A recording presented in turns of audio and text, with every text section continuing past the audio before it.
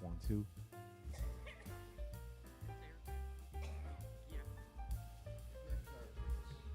She went back. She's yeah. Okay. Thank you.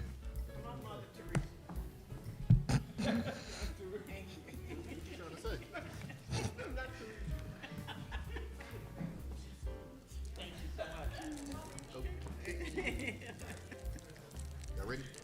Yeah, yeah. Secretary? Ready? Treasurer? Present. No, I'm saying you ready before I ain't did that yet. I'm ready, yeah. All right, cool. Good evening. Good evening. Good evening. I would like to call the Flint Board of Education Committee of the Whole meeting to order at 6:33 p.m. Board members, as I say your name, please reply present for the record. Treasurer Luna. Present. Trustee Relaford. She is present. Trustee King. Present. Vice President McNeil. Present. Assistant Secretary Treasurer McIntyre. Present. Secretary Perkins. Present. And myself, President Clark, is present. Okay.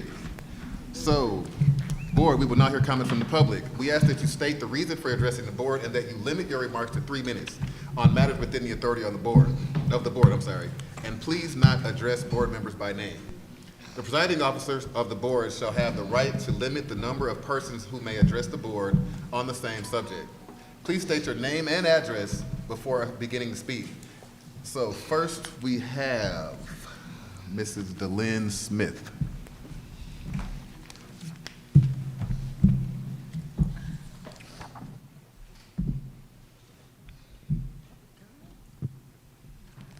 Good evening. My name is DeLynn Smith, and I reside in the city of Flint. In the Flint Community Schools, I serve in the Office of Academics as the Curriculum Development Specialist for Humanities. This evening, I come before you to offer an assurance, to show my appreciation, and to render a humble ask as it relates to the Humanities curriculum adoption and to a new, up-to-date library management system. I would first like to assure you that the Humanities curriculum adoption process was implemented with integrity and fidelity.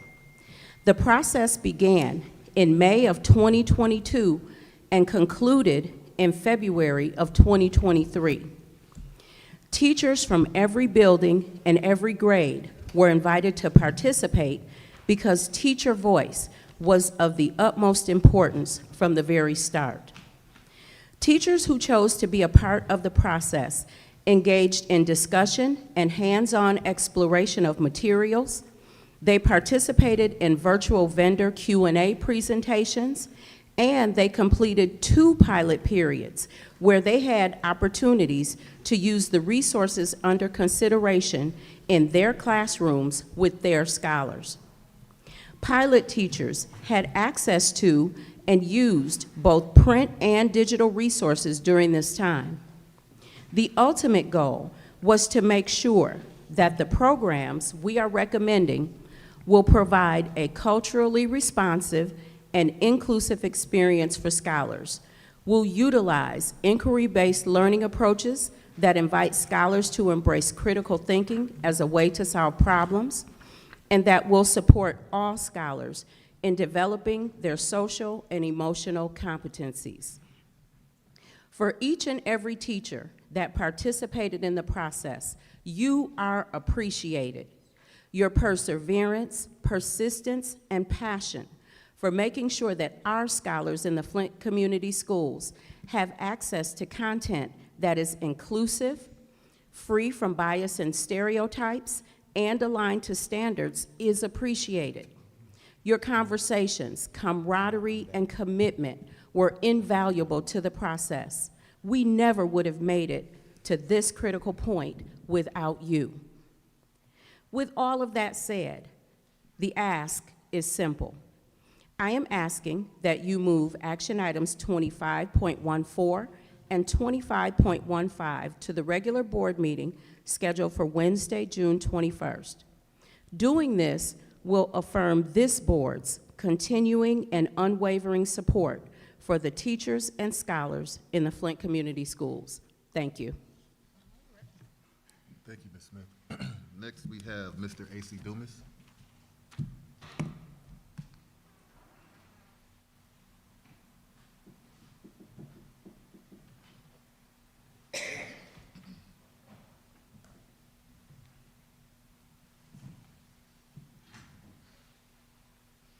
My name is A.C. Dumas, and I reside in the city of Flint.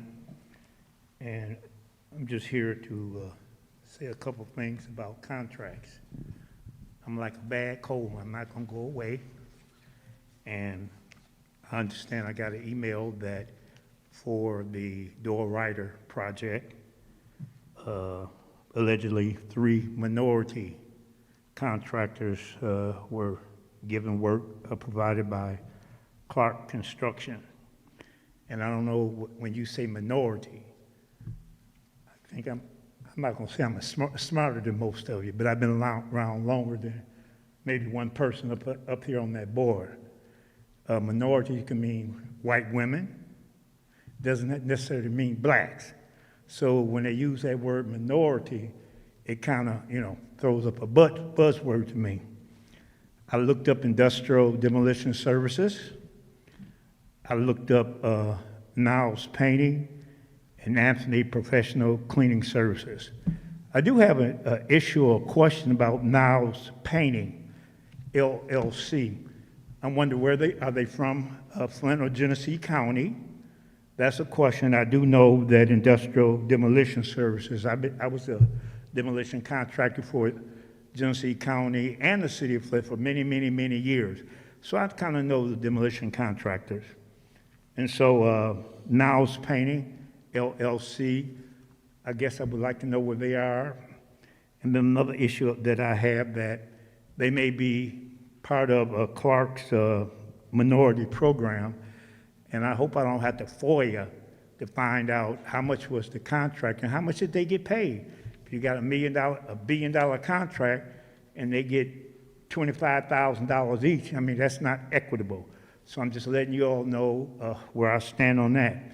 And also in the last meeting, you all were debating about what I meant. Let me give you what I meant so at least not no interpretation. When you get sealed bids or requests for proposal, we want them sealed. Don't nobody open them until the day that they're supposed to be open in public. I don't care where you want to open, up here, whatever. Keep them sealed. Then the day that it's supposed to be open, like doing Genesee County, Land Bank, the city of Flint, everywhere. Then you open it in front of the public. And also, I have a question about the authorization to extend safety advocate services teach out. I guess it's for another year. Well, how come it's not out for bid? I have a problem with all these extensions. Why don't you put those out for bid? And it seems like we got 1, 2, 3, 4, 5. I'm out on the board. Be fair. Thank you, Mr. Clark. I tried to call you. Okay, all right. I have to call you back. I've been at work all day. I'm sorry. Okay, thank you, Mr. Dumas. Next, we have Ms. Holly Selesky.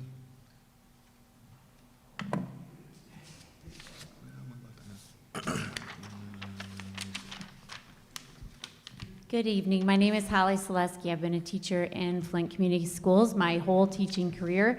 I do not live in the city, though. I'm here to talk about 2 things. The first one is to echo what Mrs. Dylan Smith said, that I'm really hoping you will approve the ELA and social studies curriculum materials.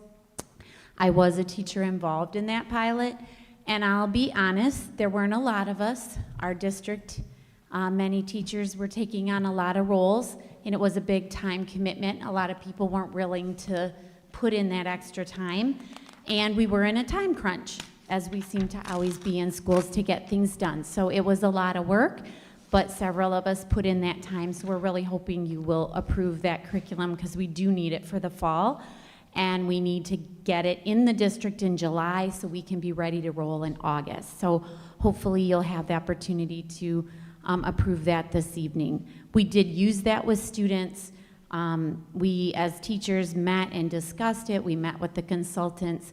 We did our best to do our due diligence and make sure we were bringing in the best thing possible for our scholars. And I just also wanted to thank Dylan Smith and the curriculum team for their hard work and putting that all together, because I know they put in a lot of hours to support us as we were working with the scholars with those materials. So I thank her for that. My second comment is regarding backpacks. I am a second grade teacher. I'm also one of the teachers in my building that loads students on the buses. I 100% understand your concerns with safety. We have them every day in the building. The issue comes in that we no longer have backpacks, but we still find some of those things we don't want in the building, the objects or substances, they're still finding their ways to school because a hoodie pocket, a sock, a baggy pair of pants, a lunchbox, and so getting rid of backpacks, we haven't stopped that. But here's what we have created. So now I have become the plastic shopping bag queen, because at the end of the day, when my second graders leave, we often get things from the PBIS store. We get books out of the book vending machine. They bring water bottles from home. They bring their shoes from home. They have all this stuff, and they have no way to carry it.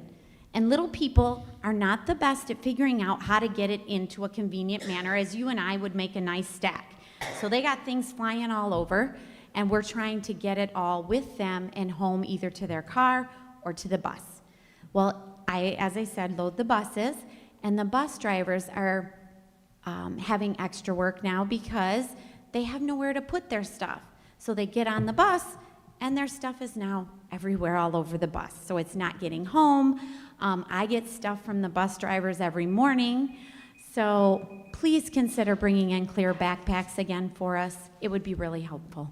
Thank you for your service to Flint community students and staff. Thank you, Ms. Zaleski. Now we have Ms. Allison Montgomery Littlejohn. Ms. Littlejohn, okay.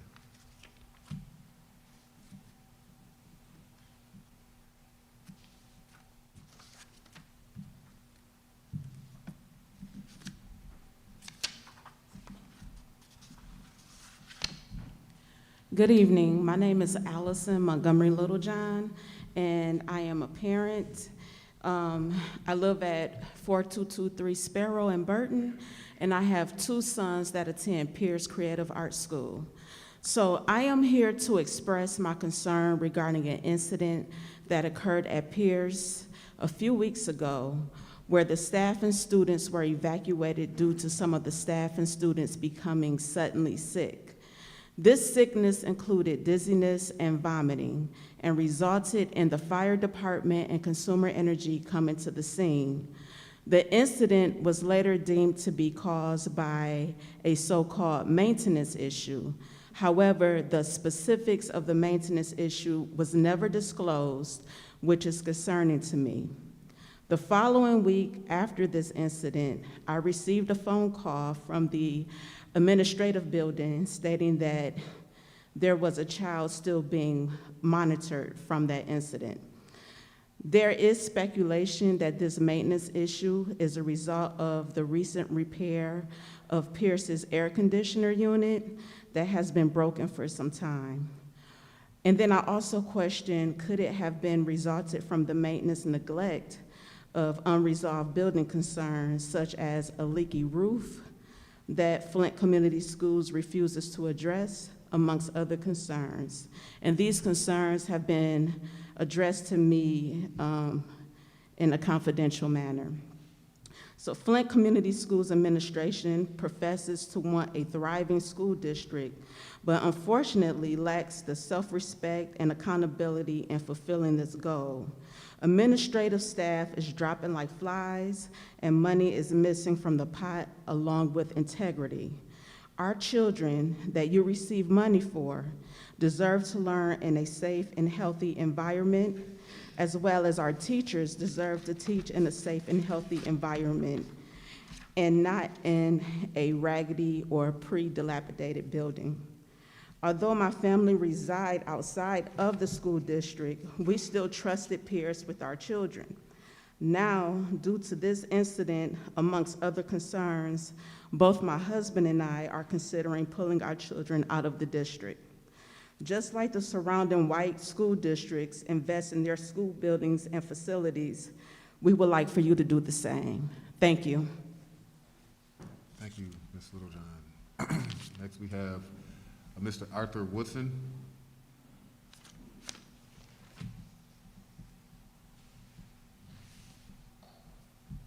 I'm gonna see if y'all can hear this.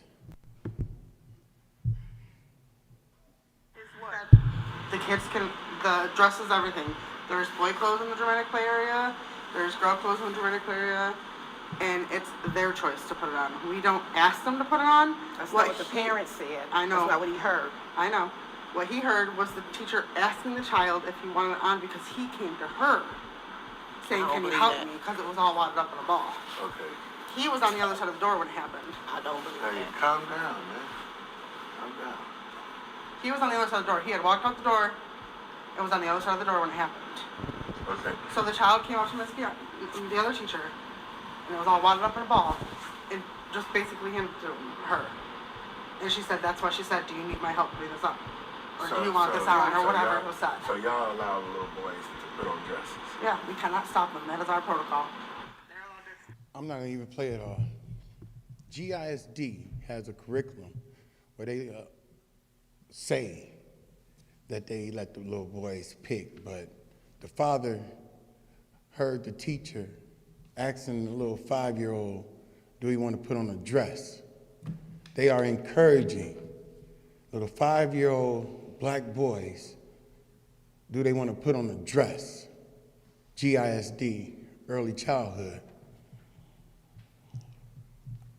My issue here is they don't even tell the parents that they're allowing little 5-year-old boys to put on dresses. I spoke to Dr. Turner Cliff and I spoke to Mr. Kendall. They said they accepted. They said that the little boy might see his mom cooking one day and want to come to school and put on a dress and be like his mom. I'm wondering, is this the reason why our young boys are growing up to be like they are now? Because they said one is transgender now. If I'm a father and I have a little boy in school and I'm taking him shopping and he always run into the little girl section, I would never think that the school is encouraging my little boy to put on dresses. The parents should have that right to teach their little boy how to be a man. And once that little boy grows up, he can be whoever he want to be. But don't take away my right of teaching my son how to be a man. GISD is over our early childhood, and they only took the black district's early childhood back in June of 2013. Mr. Jones, we've been asking you for years to get our early childhood back. Just like Snyder took it, we can get it back. Dr. Lopez was afraid to even go to the other 21 districts to fight for our Act 18. When we put y'all at these tables, we expect y'all to really do something. This right here should be a policy in the district. Notify the parents that you are allowing our kids to put on dresses, and if you lease out a room in the school district for teaching, they should have to supply y'all with their curriculum every year so that y'all would know what they are doing in these classrooms. Thank you. Thank you, Mr. Woodson. Is there anyone else that would like to make comments? Anyone else that would like to address the board? Ms. Rodriguez? Okay. You could form a line on the side up here. She's got it. Oh, okay, I'm sorry.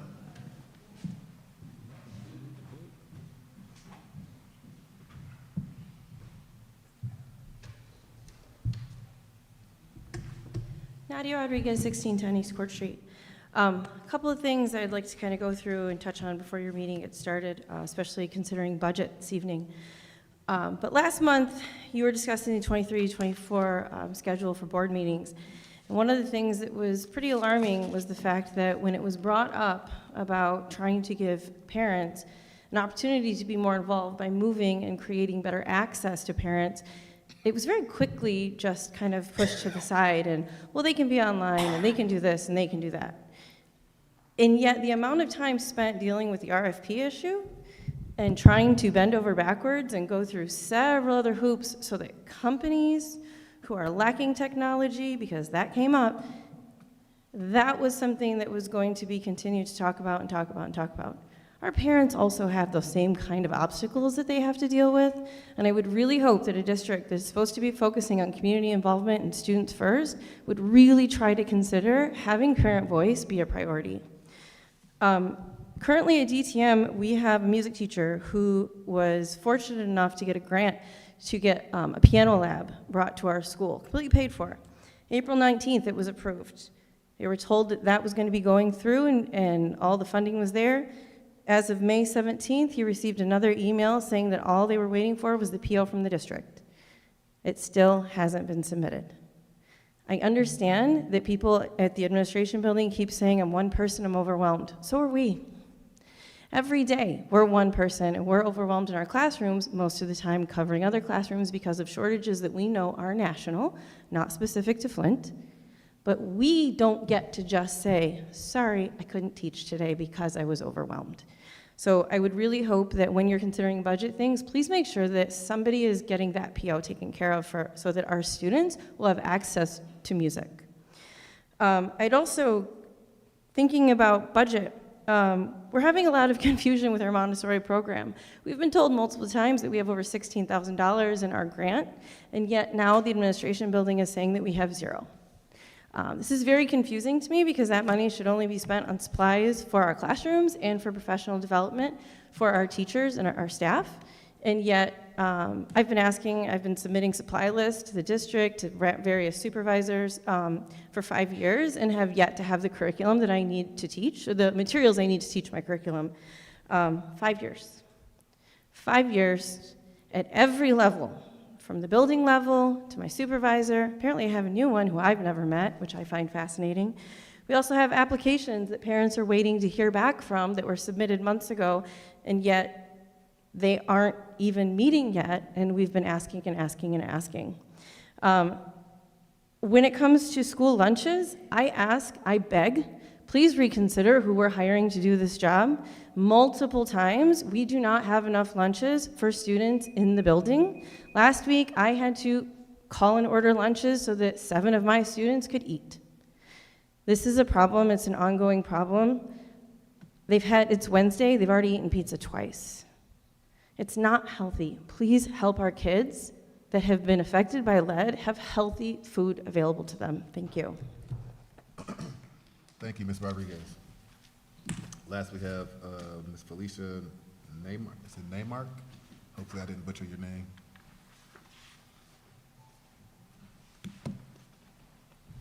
Good evening, Board. Felicia Neymark.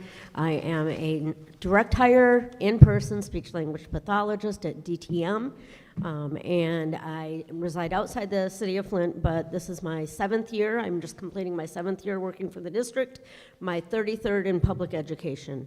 I am here to speak tonight. I know you were discussing the budget. I thought the budget hearing might be before the board meeting, but I see it's within it. So I have a couple of concerns I'd like to address. First of all, is how much are we paying in carrying costs for these buildings that are sitting vacant that we're having to pay insurance for, that we're having to pay some utilities for, so that the pipes don't freeze, and if, God forbid, somebody had an accident, we would be covered for that. I know you've talked about selling some of the buildings, but haven't done that yet. You've looked at some things and are waiting to see, hoping we'll get more money, but there are carrying costs associated with that. I also don't see on the agenda for tonight, and I don't know if it's included in the budget, any savings for consolidating and closing buildings. We've been talking about it, but if it's going to happen, it's almost too late for it to happen for the 23-24 school year. But is it on, are we planning on doing that? Are you planning on doing that? Are we looking at that for the 24-25 school year. Where do we stand on that? Because that is extremely, extremely going to affect the budget, because we'll have to transport, but we'll save money by not using the building, and we'll be able to consolidate our staff that we are extremely short of. I know you also have on here authorization to extend staffing service agreement for Total Education Solutions, TES Therapy, which I'm assuming is more virtual, school social workers. We are very short within the buildings. I don't know if you know the number, but people are thinking we have our multi-tiered support social workers in the buildings to work with our general education population. We don't have any in our building. We've lost our people. We had 2, and then they've never been replaced. And I don't know of any buildings that do have their MTSS social workers, or that there are very many left. So that's something else we need to shore up. But we need those people in person in the buildings. And I know I don't know if it's gonna be, well, I think it's gonna be wages are a big concern, and what we're doing to retain staff. We have people flying out of the buildings as quickly as we get them. So please, think about those things and those concerns. Thank you. Okay, thank you. Thank you, ma'am. I believe there's one more that would like to address the board.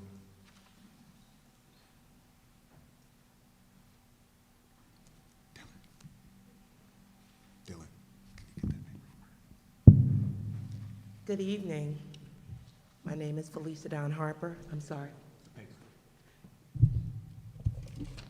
It was still in the box. My name is Felicia Dawn Harper. I am a resident of Flint. I currently am an EduStaff employee serving Eisenhower Elementary in the capacity of secretary. I stand here today to speak about secretaries. We are the first and we are the last to leave. We are truly the cog that holds that building together. I'm here because, we're not going to negate the fact that our hourly increase raised during the pandemic, but also as inflation has risen and increase in food, wages, things of that nature. We are asking just to look at and give us a raise. Just make it equitable across the board. Secretaries, we work on the weekends, unpaid. We work, our hours are 8 to 4:30, some of us. All week I've been in my building by 7. I'm there sometimes to 6 because we want to get the work done. And I am going to leave off with something that was written for me by my principal, Eddie Thomas. He said, Ms. Harper is the school secretary. However, she is more than just a secretary. She is a gap filler.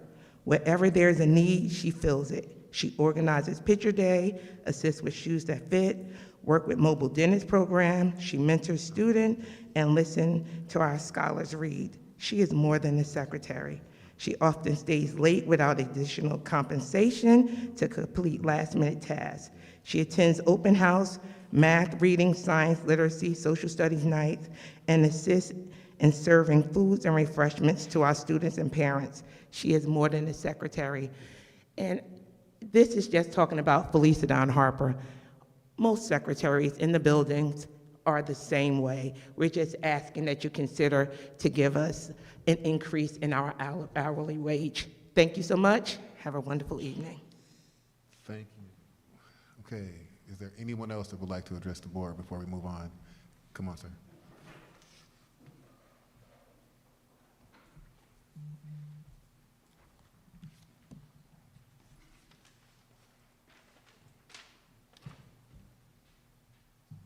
How's everyone?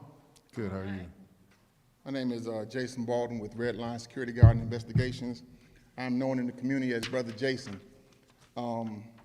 Red Line Security Guard Investigations is made up of individuals who care about the community.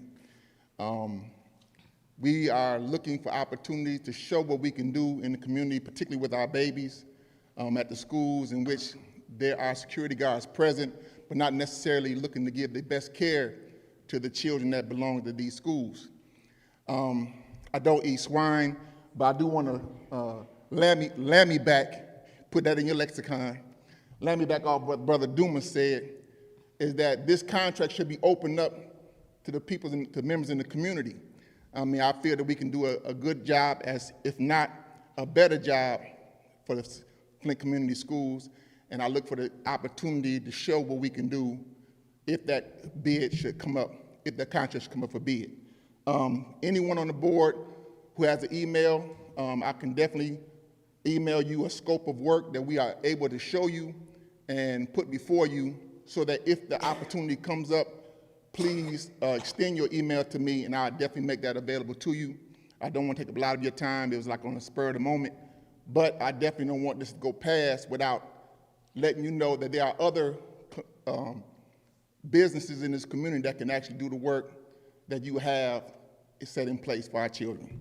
Thank you for your time. Have a good day. Thank you. Is there anyone else that would like to address the board that didn't get a chance to sign a form?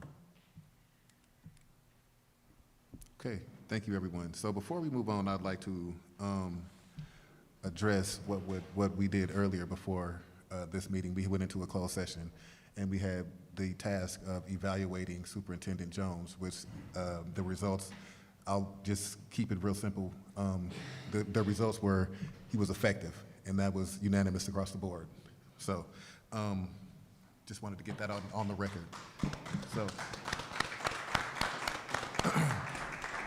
So continuing on with the agenda, I now turn the floor over to Trustee King for the Human Resources Committee of the whole portion of the agenda. I'm sorry. Sorry. I would like to call the Human Resources Committee of the whole meeting to order. I will now call upon Superintendent Jones to present action to the board. I seek a motion and a second from the board to move Resolution 1.8, Personnel Recommendations, to the regular board meeting on June 23rd, 2023 for adoption. I'll second. Moved by Trustee McIntyre, seconded by President Clark. Okay. Any discussion? Seeing none, roll call. Treasurer Luna. Yes. Trustee Rutherford. Yes. President Clark. Yes. Vice President McNeil. Yes. Trustee McIntyre. Yes. Secretary Perkins. Myself, Trustee King. Yes. Motion passes 7 yes, 0 no. Mr. Jones. I seek a motion and a second from the board to move Resolution 1.9, Authorization to extend staffing service agreement with Total Education to the regular board meeting on June 21st, 2023 for adoption. So moved. I'll second. Motion to approve by Treasurer Luna, supported by Secretary Perkins. Any discussion? Trustee McIntyre. President Clack, did you? I'm sorry. No, he's chairing. Right, Did I second? No. Did you want to speak? No. Okay, No, I thought I heard you say. I'm I'm sorry. so sorry. All right. Thank you. Can we address, not necessarily what the community member was asking about, but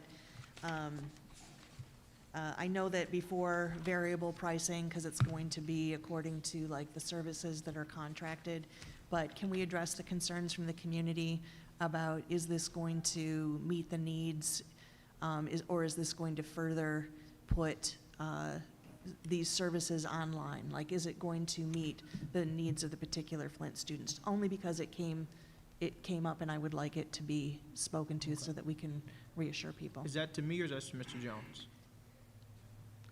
Mr. Jones? To anybody who would Okay. like to make the comment or address that issue. Mr. Jones? We absolutely want to continue to bring staff into the district face-to-face to scholars to support. There is compliances that we must have for our children. We struggle with staffing. We have to use our third parties to support us. To answer the question, is this going to meet the needs of our children? I would say this is a part of meeting the needs of our children. I can't say that one thing is going to do that, but we are doing what is necessary and what we can do and what's best for now to meet the needs of our scholars. But this is one of those items that continue to give our scholars with IEPs the support that they need based on their IEP. So that's what this is for.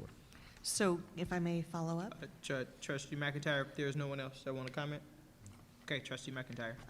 I just wanted to follow up with what you were saying. Like, so what I hear you saying is that this is a necessary component of a multi-pronged approach, and we will be doing more than this to try to ensure that we get in-building staffing. Absolutely. This is like to supplement, or the staffing is to supplement this, but we are trying to do more, but we do have a staffing shortage. Is that kind of what? Correct. Okay, That is correct. thank you. All right, Vice President McNeil? I think she might address it. I saw what you said, other services as well. So I guess if there will be opportunity as needed, we can also get other service through this organization. Yes, we can. Clinical therapists, special education support. There's several supports that comes through this service. All right. Okay. Trustee Rutherford? Does this TES, do they have the capacity to expand to virtual in some area? Because we all can agree, virtual's here to stay, and we have to figure it out. I will ask that question. Okay, thank you. Okay. Is there any more discussion on this? All right, restate the motion for you. This is to move to the regular board meeting. Okay. Roll call. Hold on one sec, he just asked me a question. Oh, I'm sorry. Now, can you, Trustee Rutherford. the question came up when we had the academics meeting in regards to there's a difference between distance learning and virtual. I haven't been able to find that. I was told they're interchangeable. Maybe someone at this table can help me. Yeah, sure. What's the difference between Mr. Jones? virtual and distance? Mr. Yeah, Jones? so our distance learning program that many have done across the country during COVID is having a teacher that is teaching a classroom virtually.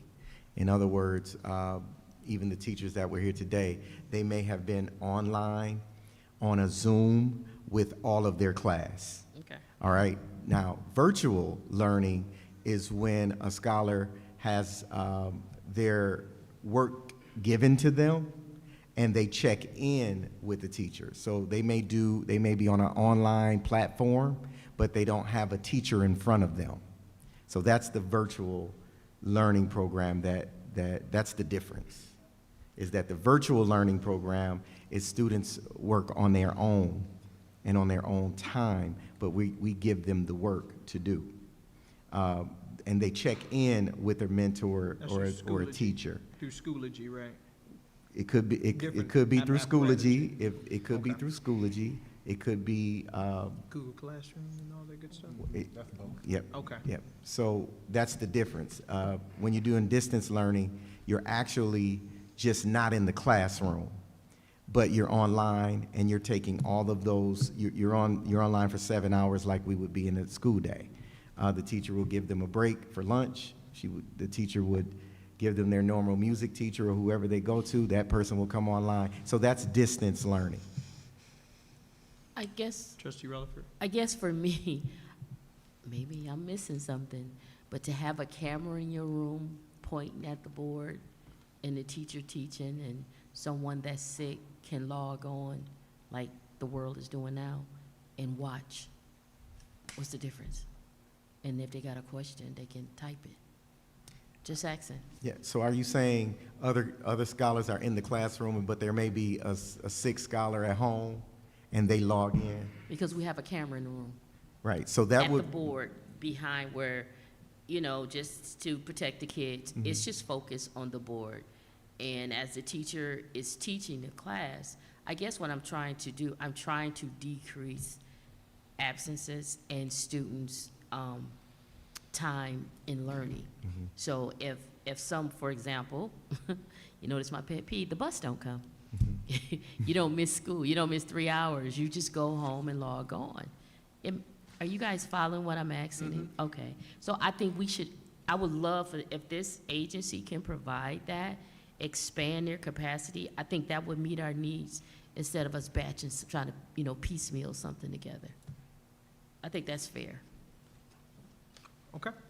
Is there any discussion left? Trustee McIntyre.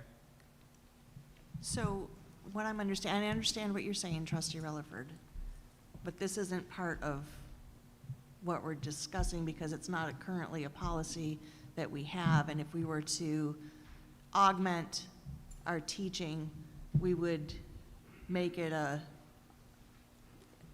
topic, have a motion, and then bring it on. But we're currently not doing that. Not that, I'm opposed to it, but I'm just saying that, was the question, are they capable of doing it? Could they, is this the company we would use? And if we were to do something like this, wouldn't we have to do a bid? Why would we use this company? Is this the company to do that kind of thing? So, I'm just kind of wondering what the outcome of the discussion is. We'll go Trustee Relaford first, and then we'll go Mr. Jones. Is that okay? That's fine. All right. I think for me, what I'm asking, I think I've been asking continuously, is that we have virtual learning or distance learning. Since virtual is self-paced and distance is with the teacher actually there, based on what I was just informed. In because of the pandemic, we can never return to no online. Those days are gone. And I would just ask that we prepare for our students to receive that, to have that extra, cushion prior to them just falling through the loops. So point of information. Okay. All right. What's your point, Trustee McIntyre? So will you be bringing this forward to be making a motion so that it's something that we can implement or work on it, or have it as a policy as a district? Because, we're talking about Mr. Trustee Jones. action item Oh, sure, go 1.9. ahead. Okay. So I So don't want to you're- conflate. Your point of information is, will she bring a motion to start something like that, basically? So is she, the purpose of this discussion right now, is it to prepare us for later? Is she going to bring this Okay, forward? that's the point. Yeah. We're discussing it in academics. During the academic chair, Yeah. we've had discussion. Okay. Okay, thank you. Okay, all right. Superintendent Jones, do you want to comment? I think we're good. I think we're Okay. good. All right, we all understanding? Cool. All right, so now we'll be going to the vote. So again, we state the motion for you. The motion is to move item 1.9 to the regular meeting. Treasurer Luna, Yes. Trustee Relaford, Yes. President Clack. Oh, absent at the moment. Vice President McNeil, Yes. Trustee McIntyre, Yes. Secretary Perkins, Yes. myself, Trustee King, yes. President Clack. Yes. Yes. Okay, motion passes by a vote of 7 yes, 0 no. All right. Board members, in your packet located on page 27 is information on retirements, resignations, and rescinded/decline positions. Do any board members have any questions? Okay. See, Trustee Relaford. I'd like to thank the two staff members that rescinded their retirement. President Clark, No, I just wanted to echo. echo, yeah. I'm Okay. sorry, thinking out loud. Any other board members have any questions? Seeing none. Thank you, Mr. Jones. Seeing no further business, I declare the Human Resources Committee of the Whole meeting adjourned.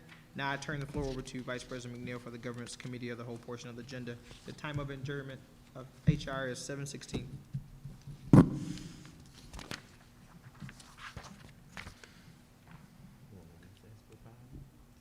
What's wrong? Oh, okay. Okay. All right. You okay? We're good. Oh, okay. For me to go. I would like to call the Governance Committee of the Whole meeting to order. I will now call upon Superintendent Jones to present actions to the board. All right. I seek a motion and a second from the board to approve Resolution 5.1, approval of MASB Workshop Series tonight, June 14th, 2023. And I will preference this by saying this is a part of the work of the partnership agreement. Madam Chair? Oh, we're looking for a motion. Yep, Madam Chair? He's, I'm trying to get the floor, Madam Chair. Oh, I'm sorry, yeah, go Okay, ahead. yes. I would like to make a motion to approve 5.1 tonight. It has been properly moved and second. Is there any discussion? I have a question. I think we mentioned this. Is this just, I know this is part of the partnership, but this statement, a similar organization, does that allow us to do the other training outside of MASB? I want to make, is that my understanding? Is this my understanding? Where you at? I'm sorry. First paragraph. You want me to read it? yeah, Yeah, please. I'm gonna say yes, that is my understanding, and that is Okay. the wording in the partnership agreement. Okay, I'll read it so that everyone will know what I'm saying. Per the requirements of the partnership agreement with the Michigan Department of Education, MDE, which states to consider local school board training, potentially by the MASB or similar organization, and the need for the Board of Education and Superintendent relations. So my understanding is that it's beyond MASB. Okay. Madam Chair? Yes, I'd like to comment here. Hopefully, if our board approves this tonight, this would be a great start for us to get training together one another, building those relationships to govern effectively. Going through a couple MASB trainings, it was talking about effective boards. And effective boards been through this process similar to here, creating those good habits to thrive our district. And it was noted that if you have an effective board, you have an effective district, you have a thriving district. So this could be start of something new for Flint Community Schools. any more discussion? Any more discussions? Seeing no further discussion, the motion to approve Resolution 5.1, approval of MASB workshop series, will be conducted by a roll call vote. As I call your name, please say yes or no. Treasurer Luna, Yes. Trustee King, Yes? Trustee Rutherford, Yes. President Clack, Yes, ma'am. Secretary Perkins, Yes. Trustee McIntyre, Yes. and myself, Vice President McNeil. Yes, 7 yes, 0 no. Thank you. Mr. Jones. All right, that is it for That is- Governance Committee of the Whole. Okay. Turn it back over to Seeing the no further president. business, I declare the Government Committee of the Whole meeting adjourned. I turn the floor over to Treasurer Luna for Finance and our Committee of the Thank you. Whole. All right, good evening. I would like to call the Finance and Operations Subcommittee, Committee of the Whole, meeting to order at 7:20. I will now call upon Superintendent Jones to present action to the board. All right. I would like to introduce our interim CFO, Mr. Brian Jones, and ask him to please come, he's forward, to present information regarding the budgets, as well as answer any questions that board members may have. And also, welcome Mr. Chris Henderson, who's been hard at work making sure that we are ready for our first ribbon cutting in 20, 25, or 30 years in Flint Community Schools. So welcome, Mr. Henderson, and welcome, Mr. Jones. Yeah. Thank I'll- Thank you. I would say one thing before we start asking questions. I had the chance to meet Mr. Jones a few weeks ago at our Finance and Operations Subcommittee meeting. He has a deep experience in finance, public finance, school districts, so if you could, just start off talking about your background and all the good stuff. Sure. I've had altogether 33 years as a chief financial officer, and 23 of those years been in public schools. The first 10 years I was with River Rouge School District, also with Inkster, and with Willow Run before they merged with Ypsilanti. That was the first 10 years of my career. The second 10 years was with private industry, nonprofits, including charter school management companies. And then the last 13 years, I spent 1 year at Saginaw as a CFO, and the last 11 years at the Westwood Community School District, which is located in Dearborn Heights in Wayne County. Are there any questions for Mr. Jones? None at all? No, quick question. Go ahead, trustee. We're in the budget presentation, right? Yep. It's like a PDF document we need to do, or are we just going to go through that finance 11.28 all the way down? Is that what we're doing? Yeah, whatever is your pleasure, I'm prepared. Okay. No, I just want Yeah, to you make can sure. go ahead and get started. Like a PDF or something like that. Okay, all right. So I guess I'll start with the Form L-4029, which is the tax rate millage levy. And prepared that for the board's action. And we're asking the board to levy the 18 mills for the operating account, 1.18 mills for the sinking fund, and 2.82 mills for the debt fund. That's a separate action item for the board. And let me stop there and ask if there are any questions about that. What that does is generate your local revenue.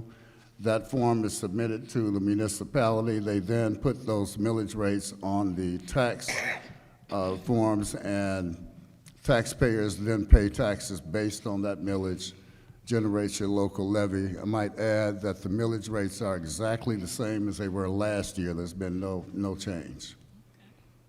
Okay. What are they? What's the millage rate? I'm sorry. Who is this? Who is? Oh, Sorry, trustee, Dylan. please go ahead. I'm sorry. You're What fine. is, do you know what the rates are? The rates? Yeah, the rate. Yeah, there's 18 mills for operating. 1.18, I believe, is what I just read, for the debt fund. And, I'm sorry, for the sinking fund, 1.18 mills for the sinking fund, and 2.82 mills for the debt fund. So that's the rate, Yeah, that's the millage rate, that's correct. which is considered 1% of the value.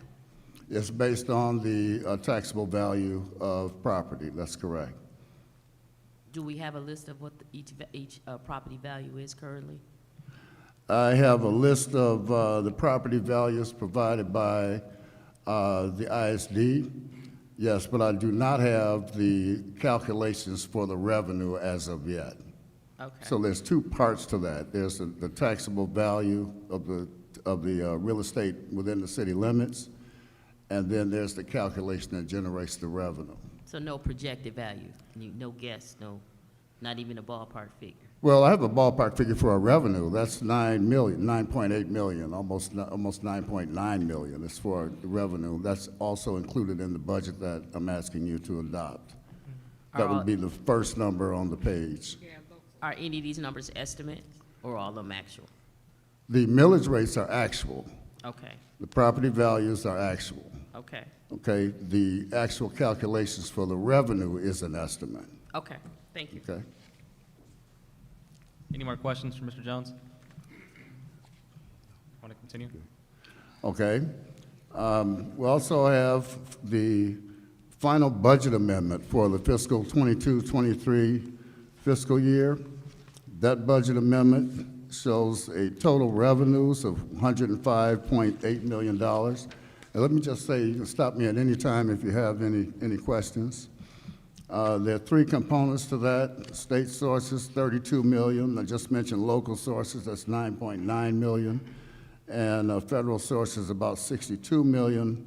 Smaller amount for 874,000. That's your revenue from the ISD for the Act 18 plan. Total expenditures, including facilities improvements, came to 102.9 million. And that leaves us with a projected revenue over expenditures of 2.9 million. That's an operating surplus. And with your projected beginning fund balance of 43 million, we did, at the superintendent's direction, I did set aside the 1.5 million for a reserve for teacher restoration as a reservation to fund balance. Question, Yes, how soon can we utilize that money for teachers? that would be up to the board. Okay, And I did receive a letter from Truant, indicating some steps that the board should take before implementing that. Okay. Okay? We kind of flew over this top, I'm sorry, go up above that. And operation and maintenance, can you kind of like explain that? It's more what, $11,652,722. Yes, and that number, I need to say to the board that it's possible that in that particular line item, we may end up over budget. Like just today, I've already talked to Chris about this. A bunch of invoices, a stack of invoices were delivered to the finance office. We know that those invoices have not been recorded in the system yet. So as we go through them and determine what needs to be paid, it may throw that line item a little bit over budget. So I want to make the board aware of that. So with that being said, a lot of invoices came in. You got a round ballpark figure, the amount of those invoices? If you don't, that's okay. No, I'm afraid not. Those came in actually just late this afternoon. Just like this afternoon. So it's a Correct. possibility some more invoices may be coming in. There's a possibility there could be more, yes. Okay, thank you. Okay, let me just say in general that this budget amendment is an estimate. Not only the budget amendment, but the appropriations budget that we are doing for, we're asking the board to adopt for next year, is basically we're starting from scratch. We didn't have much to work on. There's not much detail there telling us how previous budgets were built. Now, I can assure you that the budget that I've worked on, I have sources for all of my information. Now, the question is, how accurate are those sources? But nevertheless, I have sources for them. So at least you can trace back how I arrived at the numbers. So what happens is, as you get close to the end of the fiscal year, as invoices come in and transactions are made, they don't all come in like right at June 30th. There's a 60-day window that the auditors allow for invoices to come in after June 30th that would cause those invoices to be charged to the outgoing fiscal year, in this case 22-23. So once all those invoices are in, we will record all of those, produce financial statements, then that becomes the starting point for the audit. So you will have final numbers when the audit is complete. The audit is scheduled to occur in August. I believe it's August 12th to 22nd, if I'm not mistaken. So that's when you will have final numbers. And when you get those final numbers, you also will have a final fund balance. That final fund balance for the end of fiscal year 22-23 becomes the beginning fund balance for fiscal year 23-24. So if we have an estimated fund balance for 22-23, ending fund balance, by definition, that means the starting point for 23-24 is also an estimate, because it's the same number. You can see that on the document that you have before you. Can I ask you a question? Sure. When will we have a good number instead of estimate? Do you have an idea when we can get to that? For fund balance, that number will be finalized once the audit is complete. So once the audit is done, we'll have actual? That's when you'll have actuals. That's correct. Okay, thank you. Okay? And those actuals will be independently confirmed by your auditors. Go ahead. Okay? So in the, for the 23-24 fiscal year, I built a conservative budget in the area of revenue. I used the 9.9 million, we talked about that a little while ago, for local revenue. That number was pulled off the state aid status report. I'm pretty sure that number is lower than it's going to end up being, so the revenue would increase once we get the final numbers. Yes, sir. The what status report? Did you say The state aid State aid, that's what I thought. status report. Mr. Jones, I have a question. Yes. For this next fiscal year, when it comes to our expenses, what are some areas of concern? Well, there are a lot of areas of concern That's it. with expenses. I'd have to say all the above. You know, starting with salaries and benefits and going right down the line through purchase services and so forth. I think construction projects and building renovations is another area that would be an area of concern. I'm not saying there's a problem there, but that needs to be firmed up. In general, this entire budget needs to be firmed up. There needs to be a deeper dive taken to get to what the actual numbers are. I mean, we put together what we could do, the best we could do in the time we had. We had 2 to 3 weeks. We got a budget available so that the board could adopt the budget and meet its legal requirements.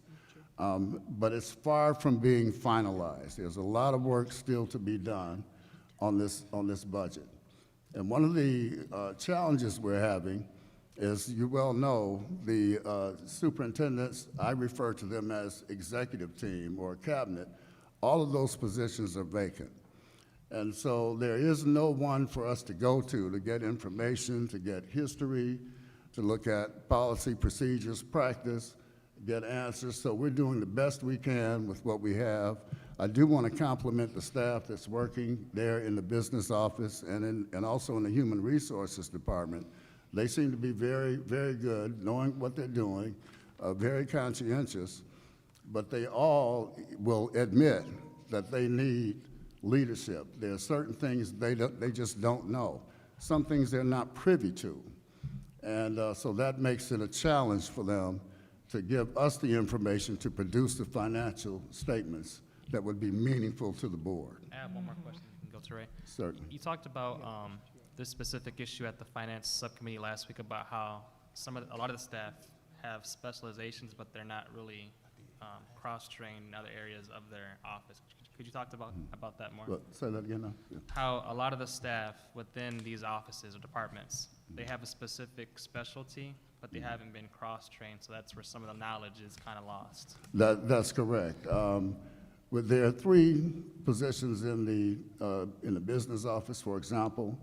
Each of those positions, one handles, the title is grant accounting. They handle a lot of accounting. One handles accounts payable, and one handles payroll. There is no cross-training among that staff. I think I gave the example at the previous meeting that let's take the payroll person, for example. If she hits the lottery and leaves, then there's no one there to do payroll. You would have to rely on the ISD, and I'm not sure how accurate that would be. They would have to come in, it's kind of like we are. But I'm warning the district that should that happen, I mean, the employees of the district expect their paycheck to be there on time, and they expect it to be accurate. And you let payroll not happen, and everything stops. Everything collapses. So there needs to be sufficient staff so that there can be proper segregation of duties and also cross-training, so that in the event that someone unfortunately get sick, or I choose to use the example of hit the lottery and ride off into the sunset, you have someone who can step in and at least keep the district afloat until that position can be filled. Thank you. Trustee King, you had a question? Statement and a question at the same time, but Trustee Rutherford after me, Mr. Chair. Oh, sorry. Okay. Mr. Jones, CFO Jones, we appreciate you for stepping in so quickly and doing a lot of work to get us this budget amendment and being in compliance. I want you to know I appreciate you for that. Thank you. What part are we on with before I ask my question? Well, how many more pages do you have left? Well, we just started on the general fund. I do have budgets for the other funds that you have as well. I got a question later. I just want to make sure I was following you right. Thanks. Okay. My Okay. turn. Did you call me? I'm sorry. You can go ahead. Thank Yes. Yeah, you're fine. Mr. Jones, Yes. I'm just going back to your financial concerns. I echo your financial concerns. So with that being said, what are your thoughts on us pausing all this renovation until you're comfortable with our financial? Well, my largest concern is the lack of what I would call executive staff. Okay. Or the superintendent's cabinet. I'm not sure what term you use, but That's fine. on the organization chart, this is the next level below him. Those are key positions. As a matter of fact, the chief financial officer is one of those positions. And we work very closely with the human resources director. We kind of play off each other. Those are two key positions that need to be pretty much in lockstep. But first, there must be someone in the position. There's also an academic individual, I'm not sure exactly what the title is, but also appears to be vacant, and that would impact what the chief financial officer could do in terms of developing a budget based on programs as well. So that is the biggest challenge that I see right now. And secondly, the lack of let me just say, an adequate audit trail of transactions that have occurred so far. But that can be overcome if those positions had been filled, because we could then rely on institutional memory to kind of piece it back together. So the biggest issue is the vacancy in those positions. From my understanding, I'm just following up, you have candidates. Can we speak on that? Trustee Perkins. So we do have some candidates for HR. We have a few candidates for our academic, executive director of academics. So we are moving, we are discussing. We discussed in the HR subcommittee some of the things that we're thinking about as a board. And so that is a concern. We've talked extensively about, trying to make sure that not only though, here's the key for me is no matter who we get to put in these positions, we must start a shared drive in our, many of us use shared drives for different reasons, but we need to, this district, over the years, when I've come into positions in Flint schools, when I was a principal, there is no manual, there is no historical information except for asking someone that's been here. Right. So what we've started doing in the inner office is building shared drives. The academic team, Delynn and her team, and I call your name because you're here and I wanted to give you an affirmation, okay?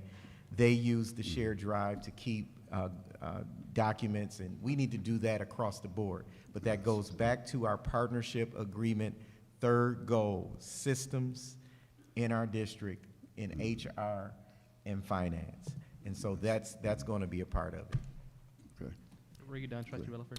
Are we gonna be able to pay our bills? I guess this is where I'm at. Yes, we will be able to pay bills. We do not have a cash flow problem as we speak.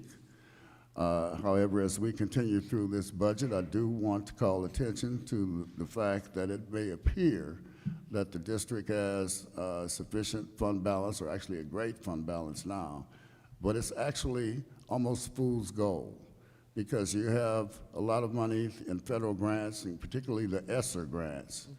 And once that money dries up, if careful adjustments are not made, the district could be facing a cliff, a financial cliff. It could drop very quickly. And if you end up with a large operating deficit, which eats into your fund balance, there's a roller coaster effect. It's like, you're kind of on the downward spiral.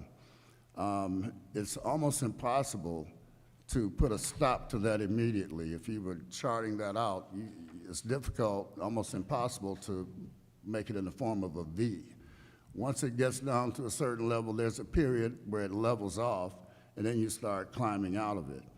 And it's my hope that sufficient adjustments are made and staffing positions are filled to manage that and prevent that from happening. But that is a very real possibility a year or two down the road. Thank you. Trustee Perkins, you had a question? I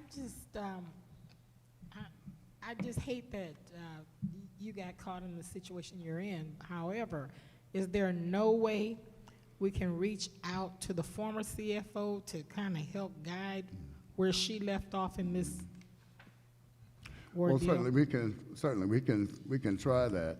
We had, when we got here, we had to hit the ground running, so Yeah. we didn't have an opportunity to do that, but certainly that would be worth an effort. Pursuing? Absolutely. Mhm. Go ahead. I know you got a lot to get to, but I just want to try to help kind of clear up some direction here. So what we wanted to do was get to the budget and bring something to the board so that we can move forward, be in compliance. But there's going to be amendments to this budget. Yes. And there's going to be some deeper dives into both departments so that we can really get some actual and get some systems in place. And I know this is the board's request. It's the request of the partnership agreement. It is also my request that we do that work. But I wanted Mr. Jones to have the opportunity to work on the budget so that we can get through June, and then we're going to take, a deeper dive into some of the recommendations and issues that we are facing as a district. Okay. Thank you. You can go ahead. Okay. All right, so in the state source revenue, that shows if you compare the final budget for 22-23 to the proposed budget for 23-24, you'll notice there's a $5 million projected decrease in revenue. Now, again, I'm being conservative with the revenue numbers. I did not want to be liberal at all. But we did take into account the increase in the per pupil allowance, which is now $9,608 for Flint. That's up from $9,150. We also took into account, we looked at the average drop in student count over the past 3 to 5 years. That number came to 113. Now, that's 113 on the blended count, which is what we get paid for. It's the foundation allowance. And I spoke with the superintendent about that. He felt like that was a good number, so I reduced the number of pupils in the blended count by 113 so that we can continue to be conservative with how we're building this budget. And that is one reason why there's a $5 million projected decrease. Again, once the State Aid Act is finalized and the counts in, there are a lot of unknowns right now, but once these unknowns become known, as the superintendent just indicated, we will come back to the board with a budget amendment that would be more in line with where we think this year will end up. But there is a lot of work that needs to be done on this, and we intend to keep moving forward with that. Do you have a question, Trustee King? Yeah, Go ahead. CFO Jones, could you, am I, yeah, I'm in here. Could you help me, I know we talk about being conservative here. What is one thing that you think we could do let me get my words together. Knowing next year, September 30th, we will not have, after that, we won't have ESSER funds. It's the federal government dollars. What are some steps we can start taking now to limit some of that potential, deficit problems that we will have? Like, what's some steps we could actually help now start taking? Well, that would take an analysis of our programming and our staffing and look at what can we afford? How do we live within our means in the absence of that money? And that may require adjustments to the budget. I'm not prepared to say in what area that would be just yet, but it's going to require some adjustments somewhere if we're going to live within our means. So that's the process that has to happen. And again, I come back to those key administrative positions that need to be filled because they need to be a part of that process. We can't do it alone. The business office can't do it alone. One other thing,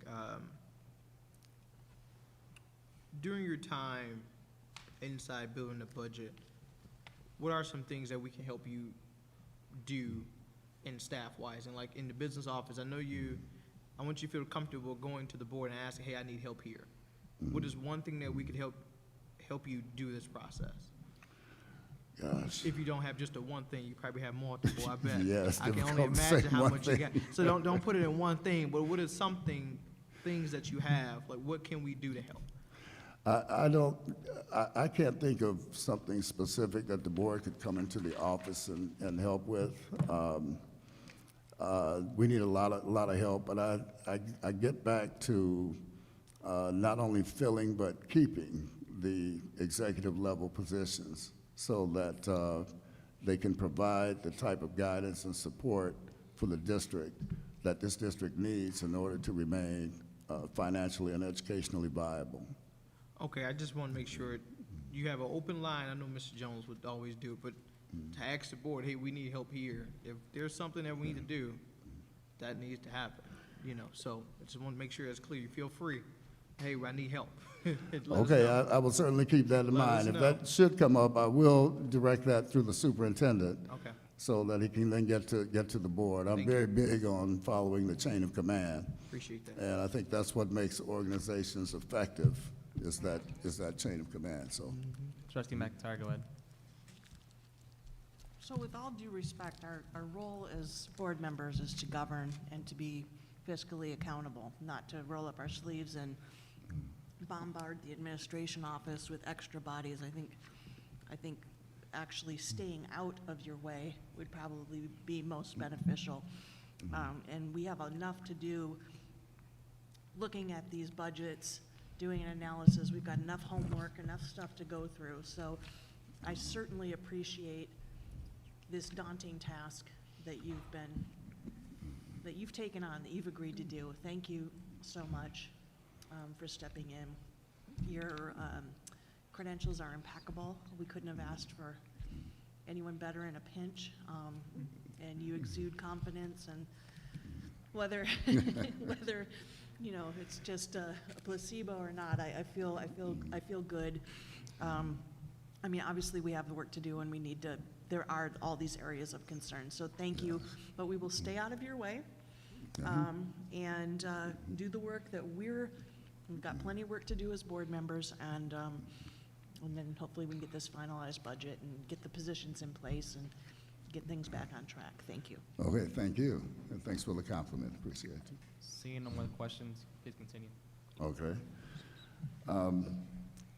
On the initial budget, if you look down towards the bottom part of that, I carried over the 1.5 million that's reserved to fund balance for teacher restoration.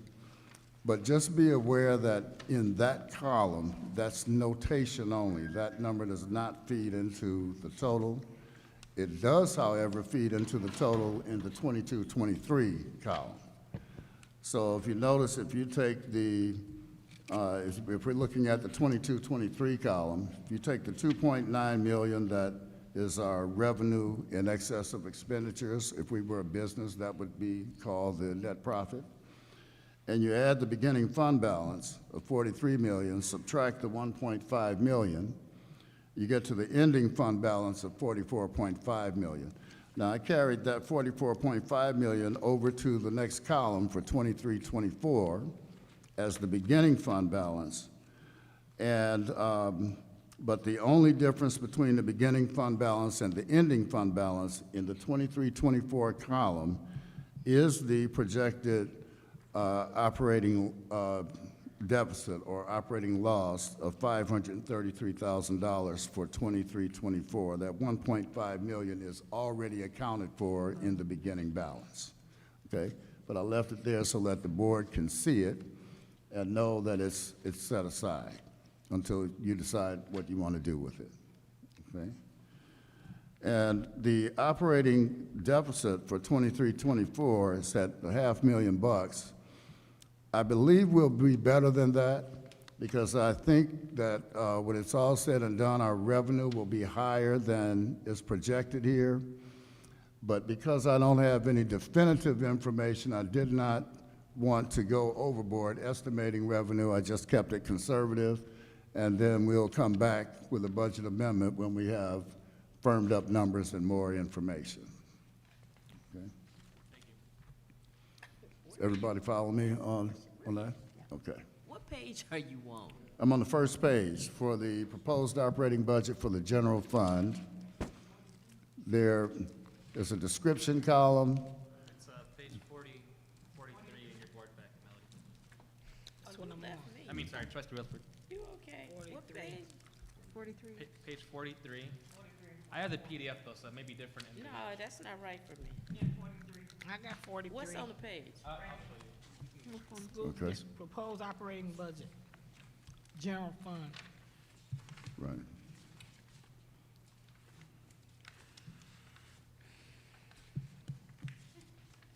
I gotta go back the other way. Yeah.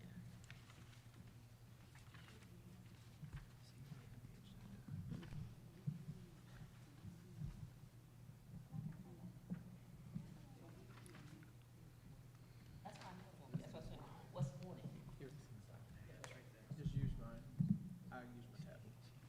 I'm putting zoom in, I know the eyes. Can you see? No, but I have the numbers, you guys. I just need the numbers. Okay. Keep going. I'm sorry. Go ahead, Mr. Jones. Okay. Well, at that point, I'll move on to the next fund unless there are any questions on the general fund. That'd be the food service fund? Yes. Okay. Okay. Okay, yeah, that's where I'm at. That's right. Okay, so we also have an initial budget for the food service fund. Now, the format for this, there would be one line item pretty much. I took the liberty of breaking out the expenditures into categories that I believe the board would understand and can follow better. So it shows that there are no salaries or benefits. We have no employees in the food service fund. We have the purchase services, which is the contract for our food service provider, supplies, capital outlay. If I can go back for a moment to the revenue, we're looking at about a $933,000 increase in revenue. Again, that's also an estimate, a conservative estimate. We think we may come in better for 22-23.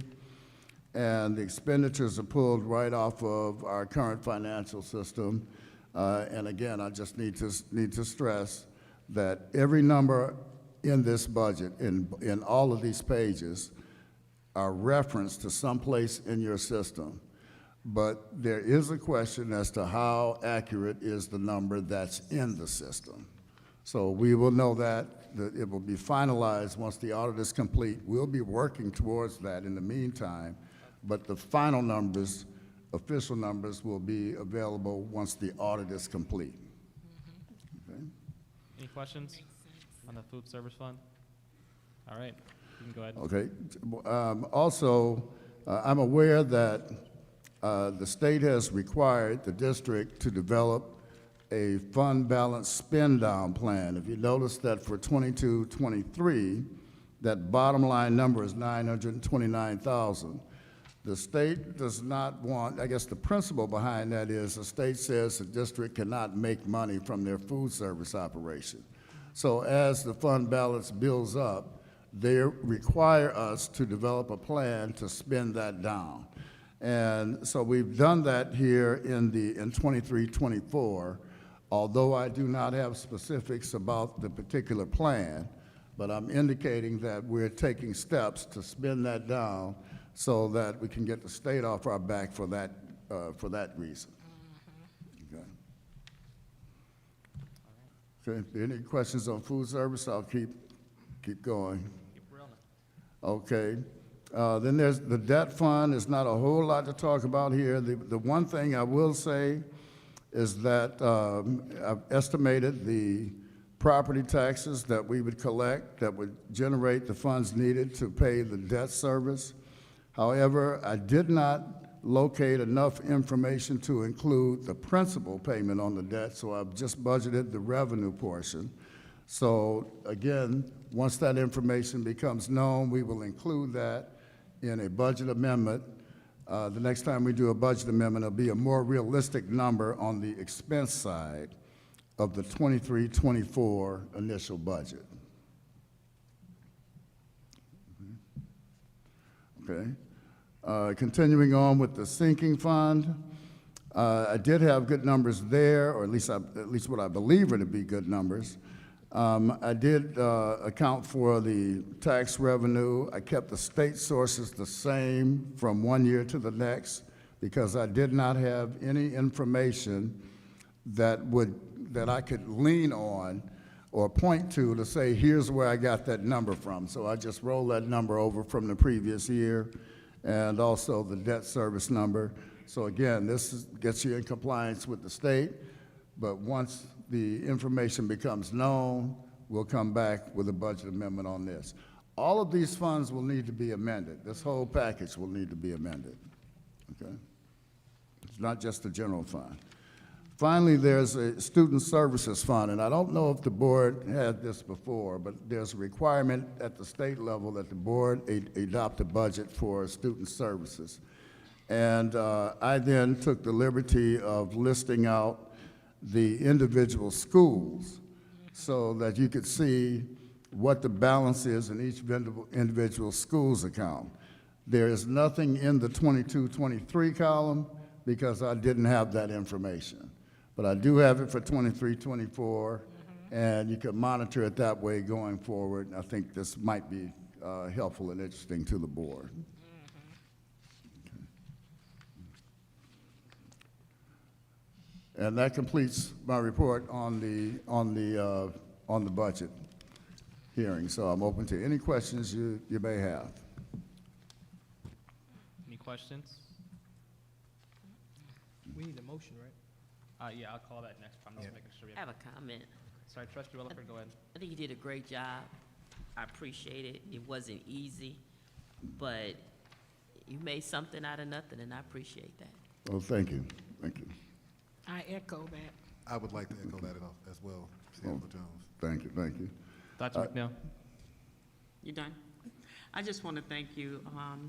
You're on the right road that we've been trying to get to as a board so we can make the right decision, and that's knowing what is actual and what is not, and taking your input and guidance. I think we'll get there, but you have done a fantastic job, as well as Mr. Jones, working with him and what you had to work with. I support what you're doing, and thank you. Well, thank you. I'd like to thank the superintendent as well. He's been a Yes, great source of yes. information, leadership, direction, et cetera.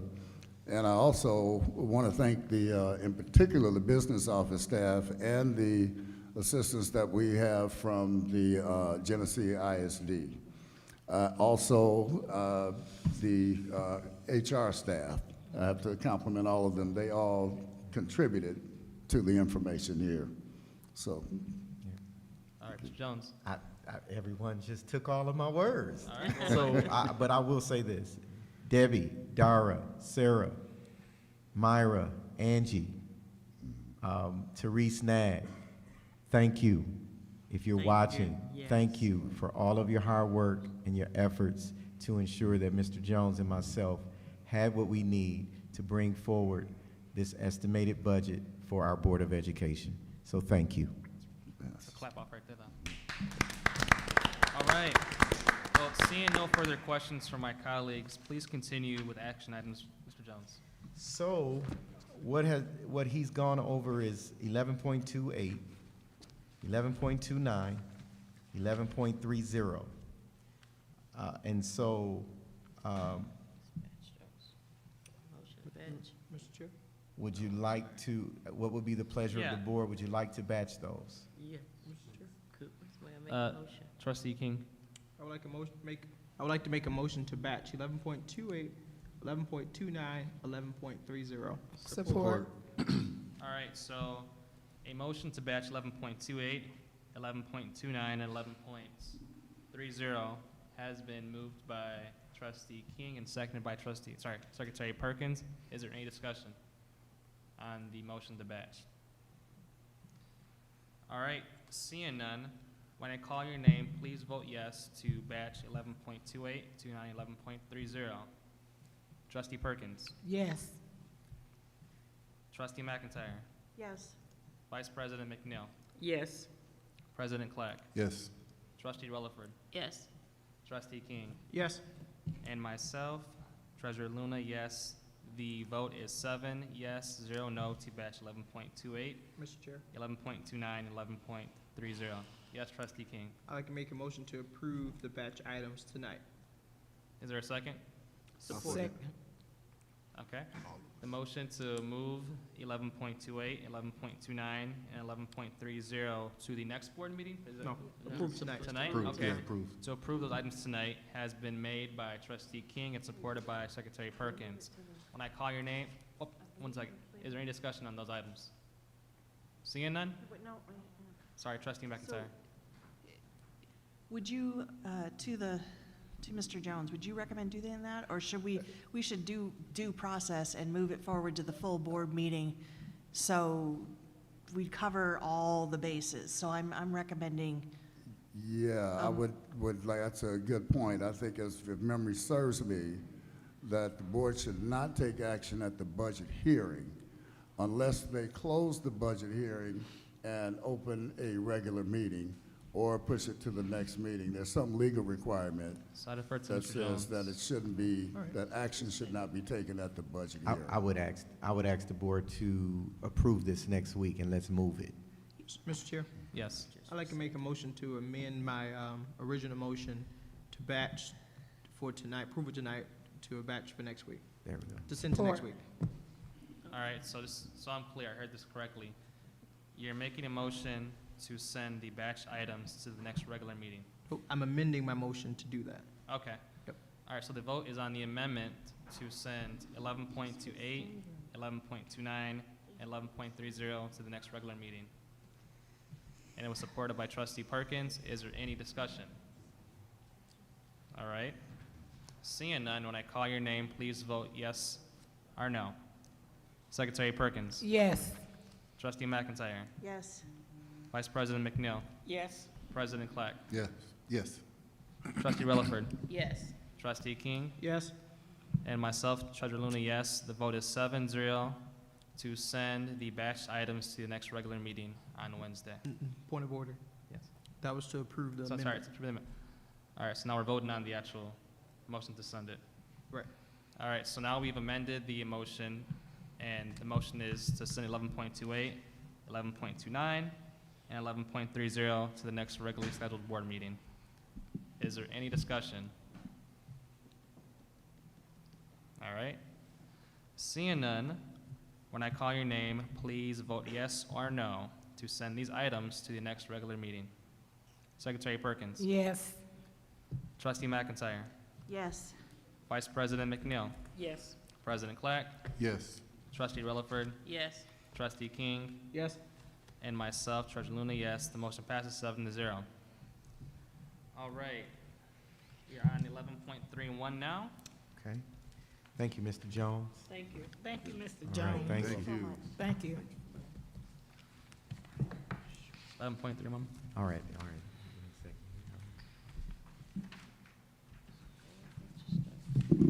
Page 5. Okay, I seek a motion and a second from the board to move resolution 11.31, food service equipment, to the regular meeting on June 21st, 2023 for adoption. And I'm going to ask Ms. Tiffany to come forward and take Mr. Jones' seat. And Mr. Jones, if you don't mind playing the little musical chairs. So moved? Is there a second? Second. All right. Resolution 11.31 has been moved by Trustee McIntyre and supported by Secretary Perkins. And we'll allow Ms. Brown? Ms. Houston? To present on 11.31.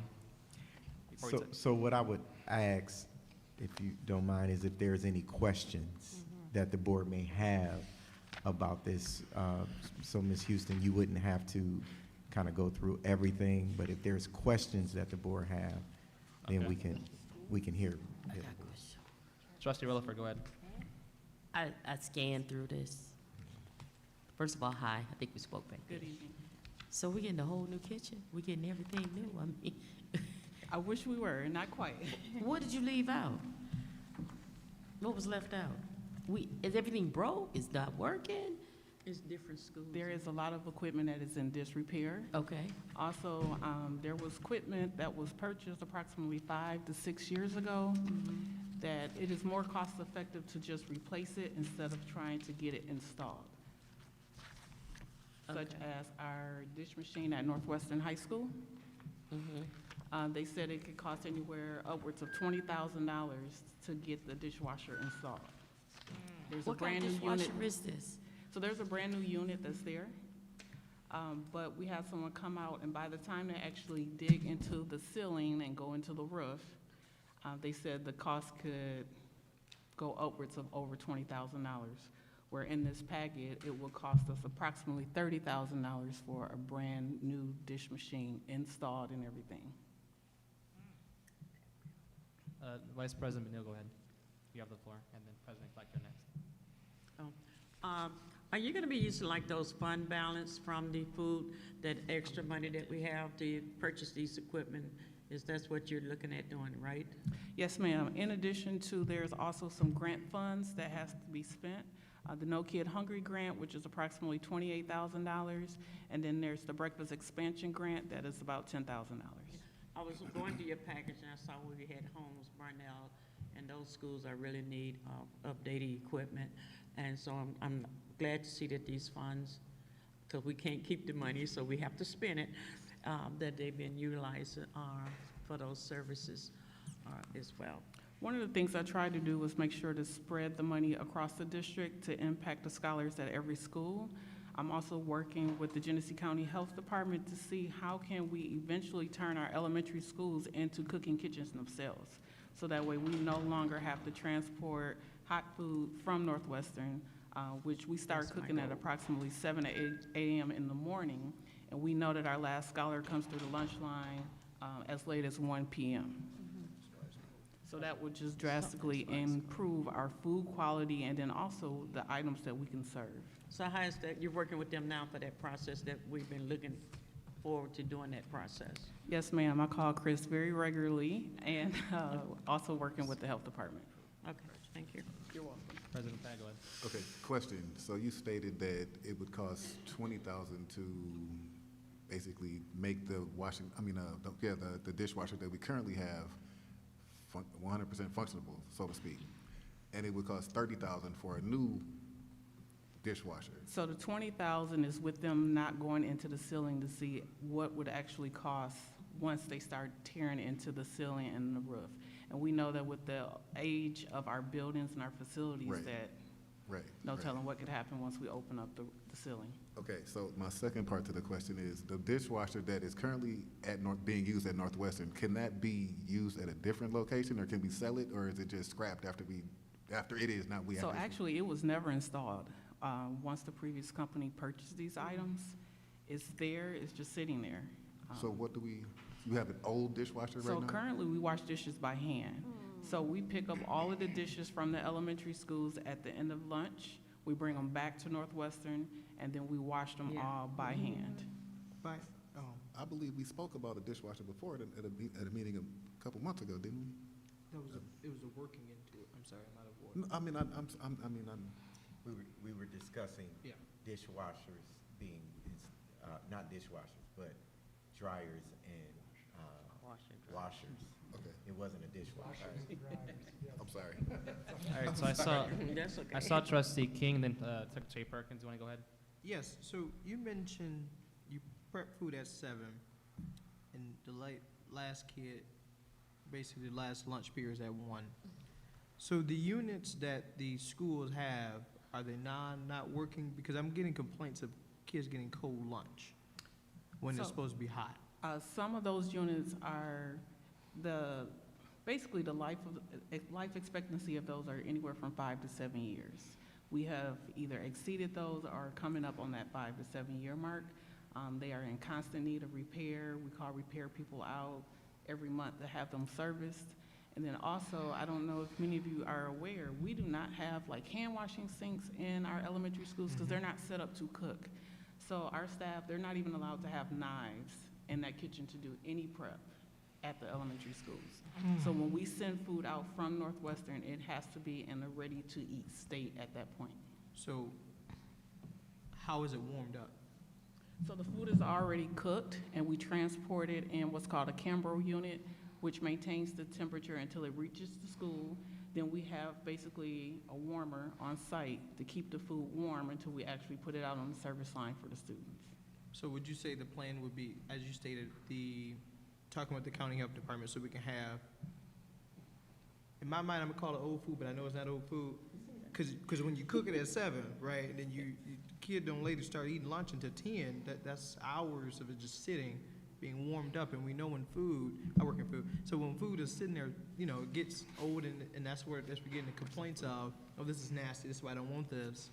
So when would that plan be? Like, what's the county talking about, helping us transfer those kitchens? Well, one of the things that we would have to do is basically build a kitchen from scratch. We would have to find the space, which some of our facilities do have enough room, but we have to make sure we have water lines, that we have the electrical needs. And this excess fund balance money can be spent towards those needs. We have to make sure that the walls, the floors are the proper material, which I'm constantly speaking with Chris about, and then we can start that transition. We will need a hand washing sink, a 3-compartment sink where they could actually wash dishes there on site. We would have to have an oven. Some of the ovens that I'm working with now to purchase for the district are like our ventless convection ovens. So we would not need a hood system there, because once we go into the ceiling, that adds an additional cost. But with these ventless ovens, you don't need it.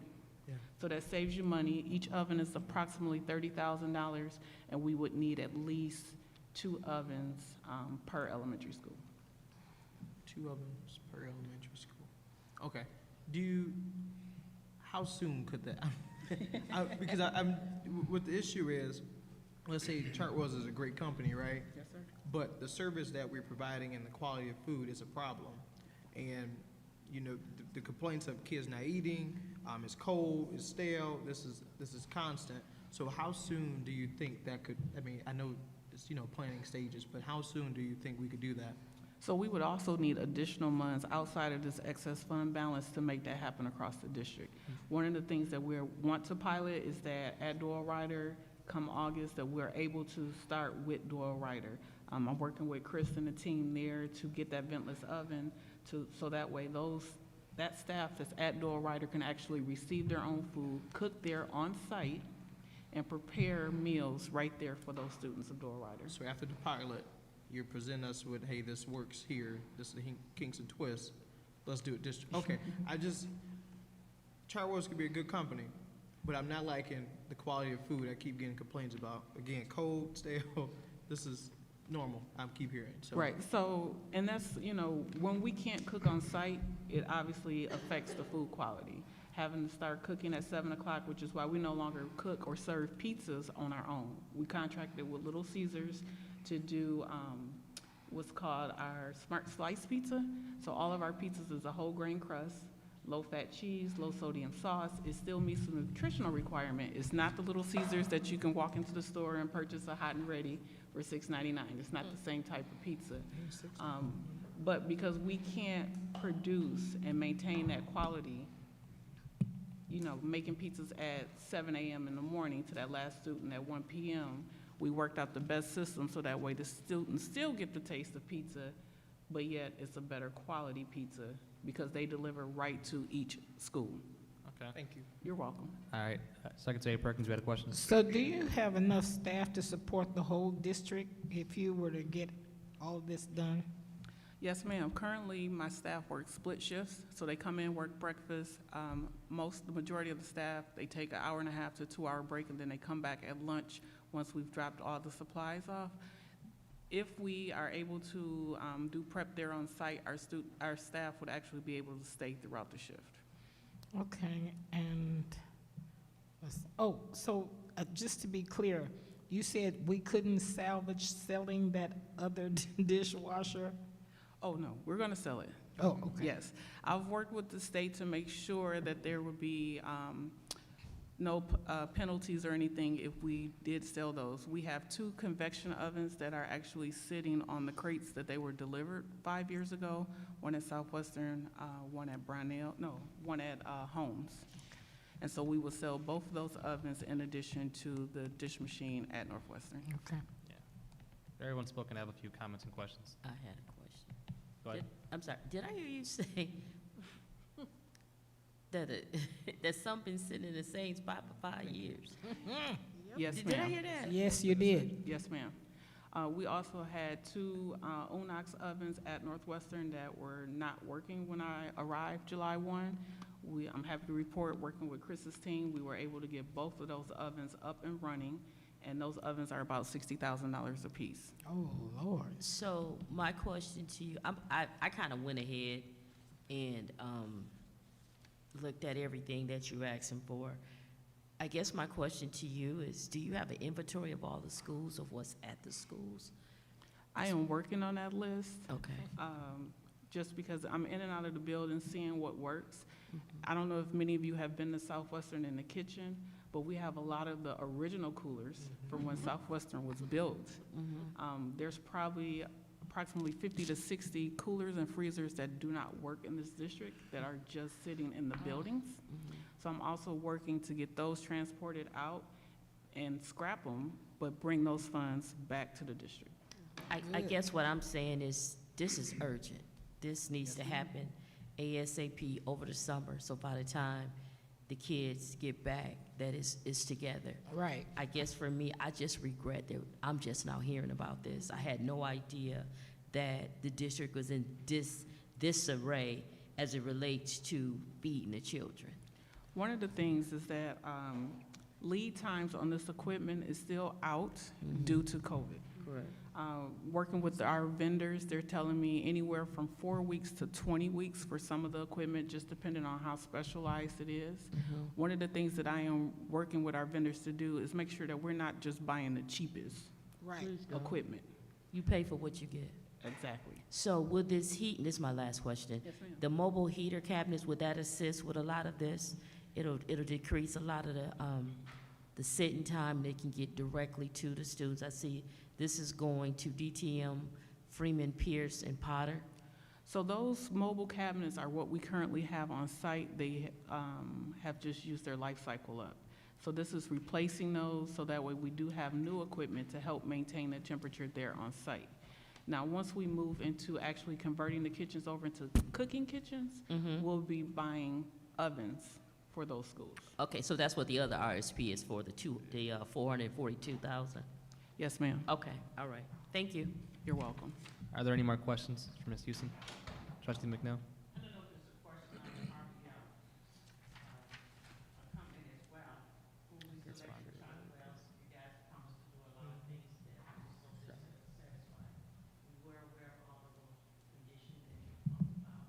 And I'm excited to see that you're making progress and utilizing those funds to do the right thing for the district and ensuring that our kids have healthy meals. So I appreciate that. And look forward to seeing how this is going to work and seeing that we're getting the pictures and things like that. So I have to say that your company we selected to do the RFP process is doing exactly what they said it was going to do and educating our kids at the same time. Absolutely, you're welcome. I also want to mention I am a Flintstone. I'm a Pierce Arrow, a Whittier Brave, and a Central Indian. So go Indians. So coming back home, my charge was to make sure that I take care of these students and to make sure that they have the best of what they need. That in comparison to any suburban district in the area, that we have just as good quality as they do. So I'm working towards that. Some of the small changes that we've made at Southwestern is that we tore down the serving line that's been there since the school was built. Oh, wow. We went in over spring break and we just ripped it out. We Thank started you from so scratch. We painted the inside of Southwestern. We painted it ourselves. We just said, hey, what colors can we do? And my staff, we all went in and we got it done. So those are just some of the small changes that we've been able to make on our own. But with this excess fund balance, we'll be able to make a bigger change to affect how our scholars eat, what they eat, and make sure that they receive healthy meals every day. Okay, I had a question from Trustee McIntyre, then Mr. Jones. She stated what I wanted to say. Okay. And just keep in mind, I would like the public to know that these are federal dollars. Right. This is not something coming out of the general fund of Flint Community Schools or some access that many may think we have. These are federal dollars, and you can only use these dollars for food service. Gotcha. Thank you. Trustee Yeah, and it's not so much a question as I could tell your enthusiasm and your excitement. I saw you sitting back there like studying your notes. I'm like, why is she so nervous about giving a presentation? Because you care. Yes. You can tell. Yes. It's coming out. You care. You've got all the details. You've done a tremendous amount of work. I love the thinking outside the box in terms of like, hey, we can get extra money doing this or that, and it's just really nice because when Trustee McNeil and I came on the board, the attitude kind of the previous boards was, well, this is federal money. We're just gonna rubber stamp it. We're just gonna approve this, like however, like whatever comes before us, we're just gonna, hey, say yes to it. And it wasn't this kind of work, like what do we need? What do we need to get rid of? What could we improve on? What can we streamline? And what's best for the kids? It was more like what's best for securing these contracts and who's gonna get what and who's gonna get, the money shifted this and what. So I am so glad that we're finally, and we were just beside ourselves, like with air conditioners and ovens and everything, just like being ordered and just not being unpacked, like boxes of stuff that we don't even know about. And that's systemic, not just with the food system, but with a lot of other things. I'm still going over the $640,000 headphones, but that's something else. So thank you so much. And we do have this money, just to reiterate, this is we have to spend this money. We've got a surplus. So we've got these federal monies, we've got these grant monies, and it's really nice to be able to do something worthwhile with this. And I'm glad that you're such an enthusiastic part of our team. Thank you. Yeah. Thank you. I'll go really, really quickly and keep my comments brief, but what I'm hearing is if we decentralize some of the food services, it's higher quality, and it might be cost savings at some point because we're not spending so much money transporting things back and forth. Since it'll be closer to the students, they'll be used instead of being sitting there for a couple of years. Is that about right? Yes. So currently, the heat and hold units that we have on site, they're really just basically giant microwaves. Okay. The ovens that I am eventually trying to work towards, you could do anything from fresh baked cookies to raw chicken in those ovens. So the previous district that I was in, I ordered those ovens down there. For birthdays, every month we would bake fresh cookies for the students to celebrate birthdays. If we had, a board meeting and we did catering, so we could do raw meats. So it allows you to do so much more. Instead of buying the pre-made grilled cheese sandwich, we would make our own. Once we opened with those ovens, the students thought we had new cooks. They were like, oh my God, what are you doing? Where did this come from?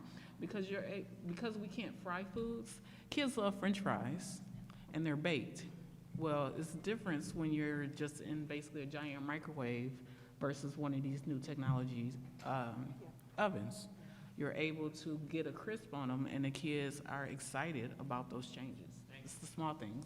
And then one more question for Mr. Anderson. So if and when we kind of decentralize the food services to the actual schools, could that be a reduction in our operational costs when it comes to like having everything centralized at Northwestern? Yes, it would. All right, easy, short and sweet, appreciate it. We had one more question. I do want to remind my colleagues, I want to keep these moving, so I'll take a few more and then we can go ahead. Mr. Chair, you said 5 years ago. What was the company before you? That was here before Chartwell's? Yes. Sodexo. And was that the company that ordered those equipment? From my understanding, yes. Okay, and when you got in, they were just sitting there and it was just not? Yes. Okay. I just want to help with our community with timeline, not blaming you for it, but, creating a timeline for it. What is our protocol for students not receiving lunch? Like, so I'm getting reports, not saying, everything is fluid, right? So what is the protocol for students not receiving lunch?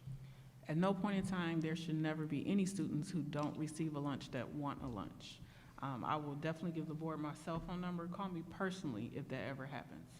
I will go to great lengths to make sure that all of our scholars eat every single day. Okay. Guaranteed. Oh, one more thing. So when you make cookies, can we get snickerdoodle cookies? I just want. Make sure we get some. I just want to make sure when we get them. I'm just saying. Yes, sir. Trustee Absolutely. McIntyre. So this is actually maybe like to you as the treasurer, that we do like a special meeting. Because if you're talking about consolidating foods, if you're talking about consolidating to save money, I don't know if you remember, but about 5 years ago, we did have a consolidation. We did have a food service in-house. We didn't even third-party it. And that was sold to save money as a cost-cutting measure, which didn't save any money, in fact, created an expenditure.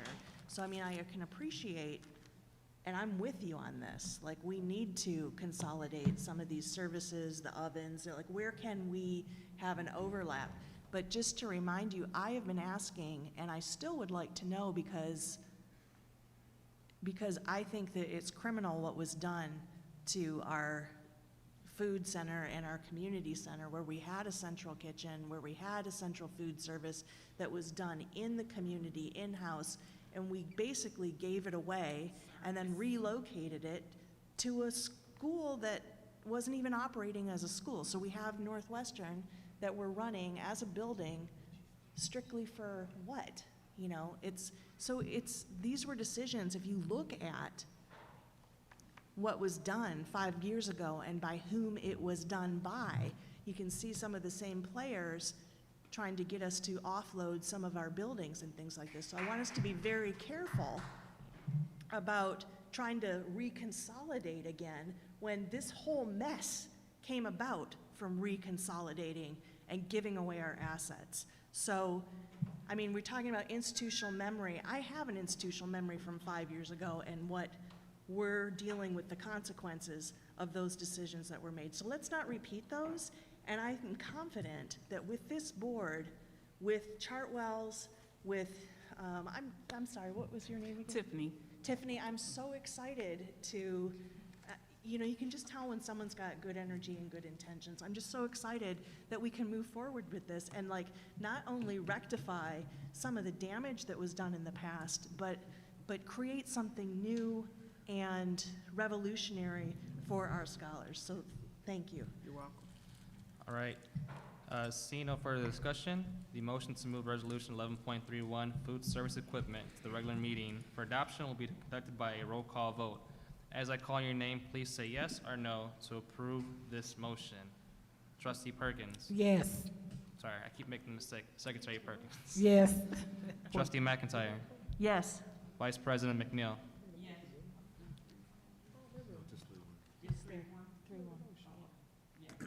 President Clack. Yes. Point of order, Mr. Chair. There was no motion. She just gave a, I motioned and it was seconded. It was seconded.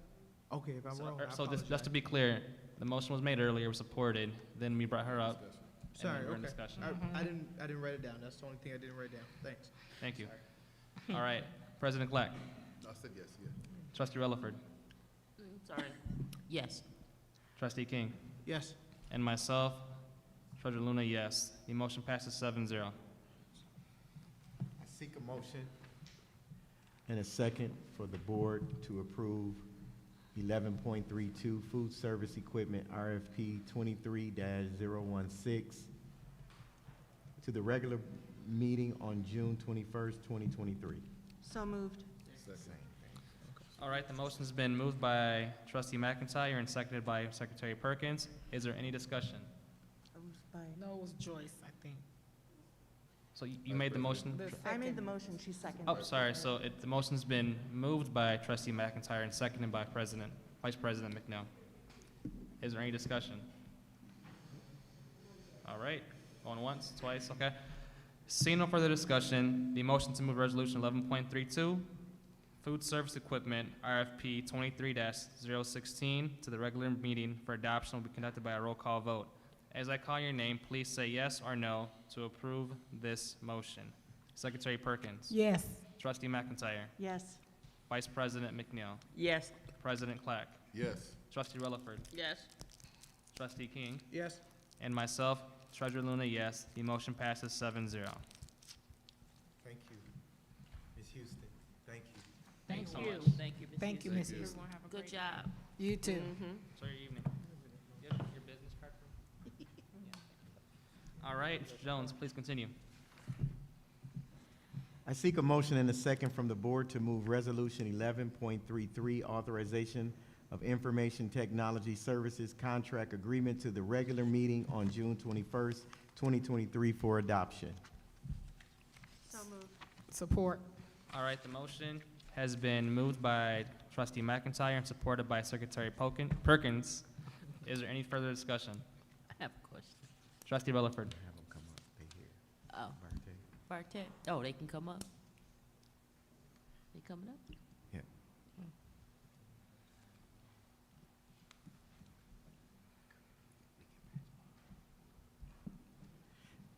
Everyone knows Sam, Mr. No. Sam Jolly. I don't know. Hello, Mr. No, I didn't know. Well, I'll introduce Mr. Sam Jolly. He is the lead for VARTEC in our district, and they've been doing a great job. Oh, thank you. Mr. Sammy, is it Sammy, Samuel, or Sam? Sam is fine, thank you. Sam's fine, thank you. I love Bartek. I love Bartek, is that how you say it? Yes. But I just need a phone. That's all I'm asking. Yep, so that's actually part of we have a very large phone migration project in the works. It's been a very long process, as Chris can attest. The end is in sight, though.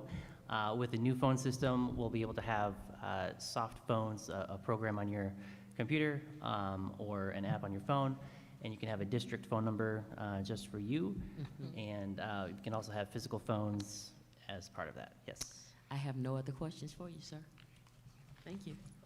Is there any discussion on the item? I hate to prolong this, but I have to bring this up because there's something that we haven't been taking advantage of, that the team, when we sat down to go over the RFPs, that we've seen in their contract that they're willing to help us with, and that is being able to upload information to our website. Okay, so I want to bring that to your attention, because remember, there's some other things we're doing, right? So VARTEC is going to be supporting softly in that space. We are going to talk about some training. We're going to talk about what that looks like, and I will be bringing that back to the board for more discussion. So this is a plus for us, that VARTEC is able to do some of that work to support us in that space. Sam, am I kind of right? I'm trying to Yes, stay yes, safe and absolutely, make yeah. sure I don't go too far into that, but I just wanted to bring that up to the board, that we're about to utilize a space with VARTEC that we've never utilized before. So we're happy about that. Trustee McIntyre? And yeah, just to Mr. Jolly, I just want to commend the employee that you have on site in the administration building. She's lovely. She does a fantastic, she's very, very patient with some of us technologically challenged older folks. So I just want to say I really appreciate her, and she's always there, available, answer questions with a lot of patience. Thank you. Absolutely. Her name is Brianna, and she's amazing. I know, I wasn't sure if she wanted her name mentioned. I'll say it. She's Okay, great. all right, thank you. Rihanna's amazing. All right, any further questions? Well, I think you're all set. You can go back to your seat. Great, thank you very All much. right, seeing no further discussion, the motion to move Resolution 11.33, authorization of information technology services contract agreement to the regular board meeting for adoption will be conducted by a roll call vote. As I call your name, please say yes or no to approve this motion. Secretary Perkins. Yes. Trustee McIntyre. Yes. Vice President McNeil. Yes. President Clack. Yes. Trustee Rutherford. Yes. Yes. Trustee King. Yes. And myself, Treasurer Luna, yes. The motion passes 7-0. I seek a motion and a second from the board to move Resolution 11.34, approval of emergency repair of sewer pipe at Brownell to the regular meeting on June 21st, 2023 for adoption. Mr. Chair, Support. Trustee King. I make a motion to approve 11.34 tonight. Wait a minute, where we at? That's just prepare the sewers. Oh, Mr. so why are we doing it now? Trustee Rutherford. 11.37. We didn't get a second. Oh, I'm sorry. Second. Oh, I'll second. All right, so the motion to approve 11.34 tonight has been moved by trustee King Yeah. and supported by President Clack. Are there any questions, discussion? Yes. Trustee Rutherford. Well, And then, Mr. Jones just said we shouldn't approve anything tonight. Certain things shouldn't be approved. No, he was talking about the first two. The budget. The budget ones, Okay, yes. so okay. trustee, I think with the Okay. budget, there's a statutory requirement that you have Yes. the hearing first and then you can approve it. Okay, okay. President Clack. Well, no, We- I still Oh, have I'm some sorry, on my this. bad, my bad. I thought you had I thought they received an invoice for this last time they came before us. It was about a month ago, right? Because I asked about it. We did a repair a month ago, and that was in front of you for approval.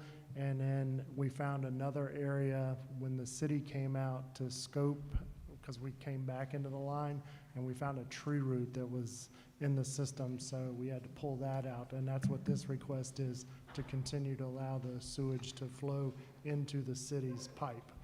So we didn't have a choice. We had to do this second repair That's as well. So this is something, this is not the same thing? And it's not the same. It's on the same pipe, Same pipe, but not the same but thing? it's further Okay. downstream. Okay, thank you. That's all You're I know. welcome. I'm just gonna ask the same question I asked last time. This is on our side of the. It's on our side of the I'm just property. making sure, we don't have to pay for somebody else's problem. If it Shared was the city, it services. would have been theirs. All right. Fund balance by 10. Okay. Any discussion, more questions? We're all good? All right. Seeing no further discussion, the motion to approve Resolution 11.34, approval of emergency repair of sewer pipe at Brownell, will be conducted by a roll call vote. As I call your name, please say yes or no to approve this motion. Secretary Perkins. Yes. Vice President McNeil. Yes. President Clack. Yes. Trustee Rutherford. Yes. Trustee King. Yes. And myself, Treasurer Luna, yes. The motion passes 6-0.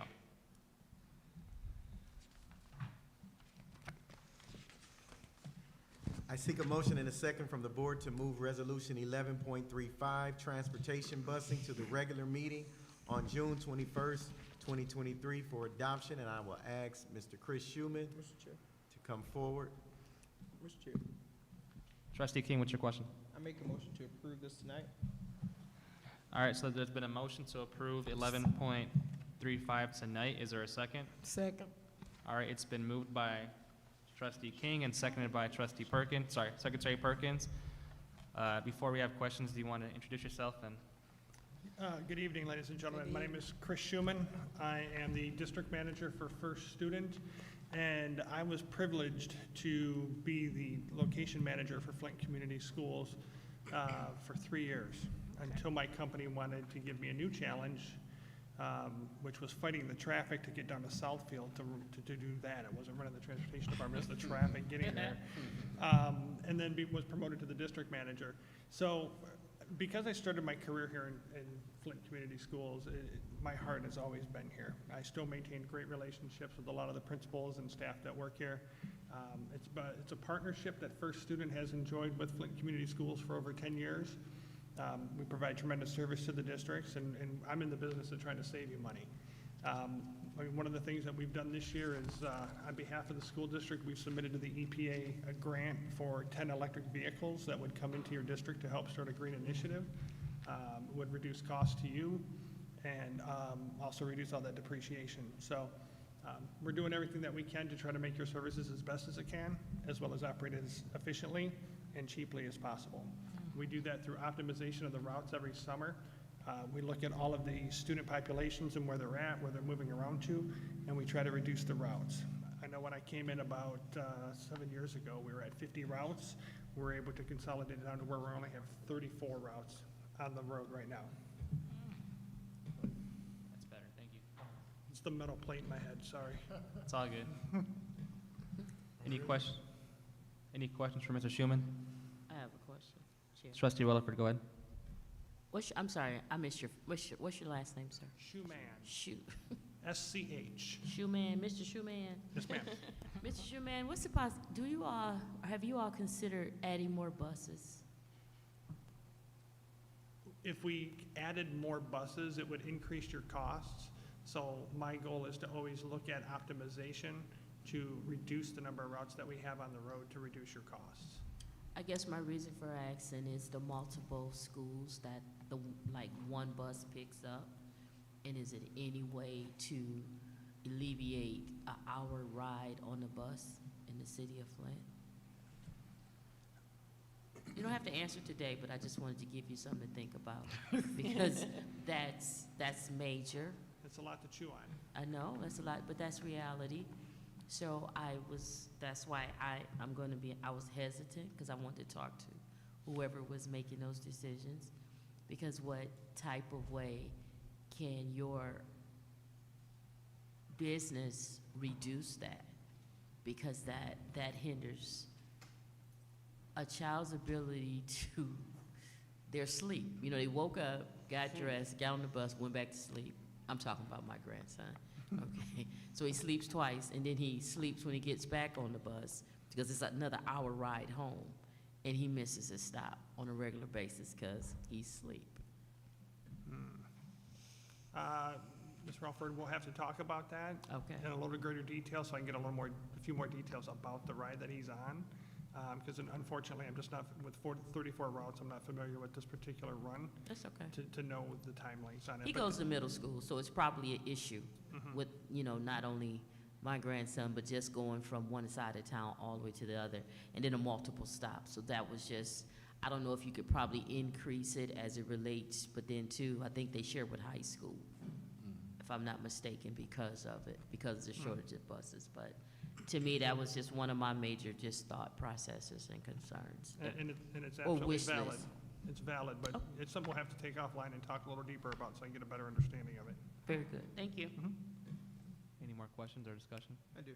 Trustee King, go ahead. How is the app, the First Student app coming for, that will communicate where the buses is? How is that launch coming? So the launch is progressing. I know that there is some training that needs to take place, I believe, on the part of the district and the dashboard that the principals would be able to use. But it's really cool. Once we can get this into place, the parents can track the bus wherever it's at. They would log in with their unique ID and their student ID. And then it kind of operates like the newest Uber app. How you can see it's like 2 minutes out. You can set a geocode or a geofence around your house, and it'll pop up a code and say, like, bus is 5 minutes away or 10 minutes away, so they can tell their student to get out to the bus stop. So the staff I know is working on this. I will check in with them to find out exactly where they are with the progress, because it's something that we definitely want to launch for the coming school year. Okay. You said the district has to have a part in this. What's our barrier for training? Just so that they have an understanding of how the data is going to flow from the district to the app, so that we can ensure security of that information. And we have to work with your information systems folks so that we can ensure that the data is secure. So parents will be able to download the app. So the students, I remember it was conveyed to me, the students didn't like it because, they're going to, the school system would know where they are at all times at that point. So would it just be for parents, or could the student download? How would that work?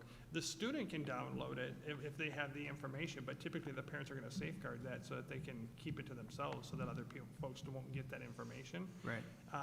But at the end of the day, this is going to track the bus. It's not going to track their student. Okay. It's going to track the bus. Okay. I know you mentioned electric busing. I'm all for climate change, making, progressive strides and doing that. What does that look like for Flint infrastructure? Do we need to build charging stations? What is that? I'm thinking futuristic here. Like, what would this look like? So the grants would include the infrastructure for the charging stations. We're currently working with the electric company so that we can get an easement access, so that we can run the cords and all the power things that we need to get the charging stations up and running. The current facility that we are leasing is a former Flint Community Schools Transportation Department. It has plenty of blacktop space so that we can have all the EVs lined up across the back row with charging stations there. That grant would include the infrastructure for the charging stations. It would literally be no money out of the pocket of the district. Is that Okay. on Court Street? Sorry. Yes. That on court? Okay. So is there anything do we have to put funds towards this, or this is straight first student? No, this is straight from the EPA. The EPA is granting all of the funds for this. This would be no cost to the district. I can't wait to see that happen. Do you have a timeline?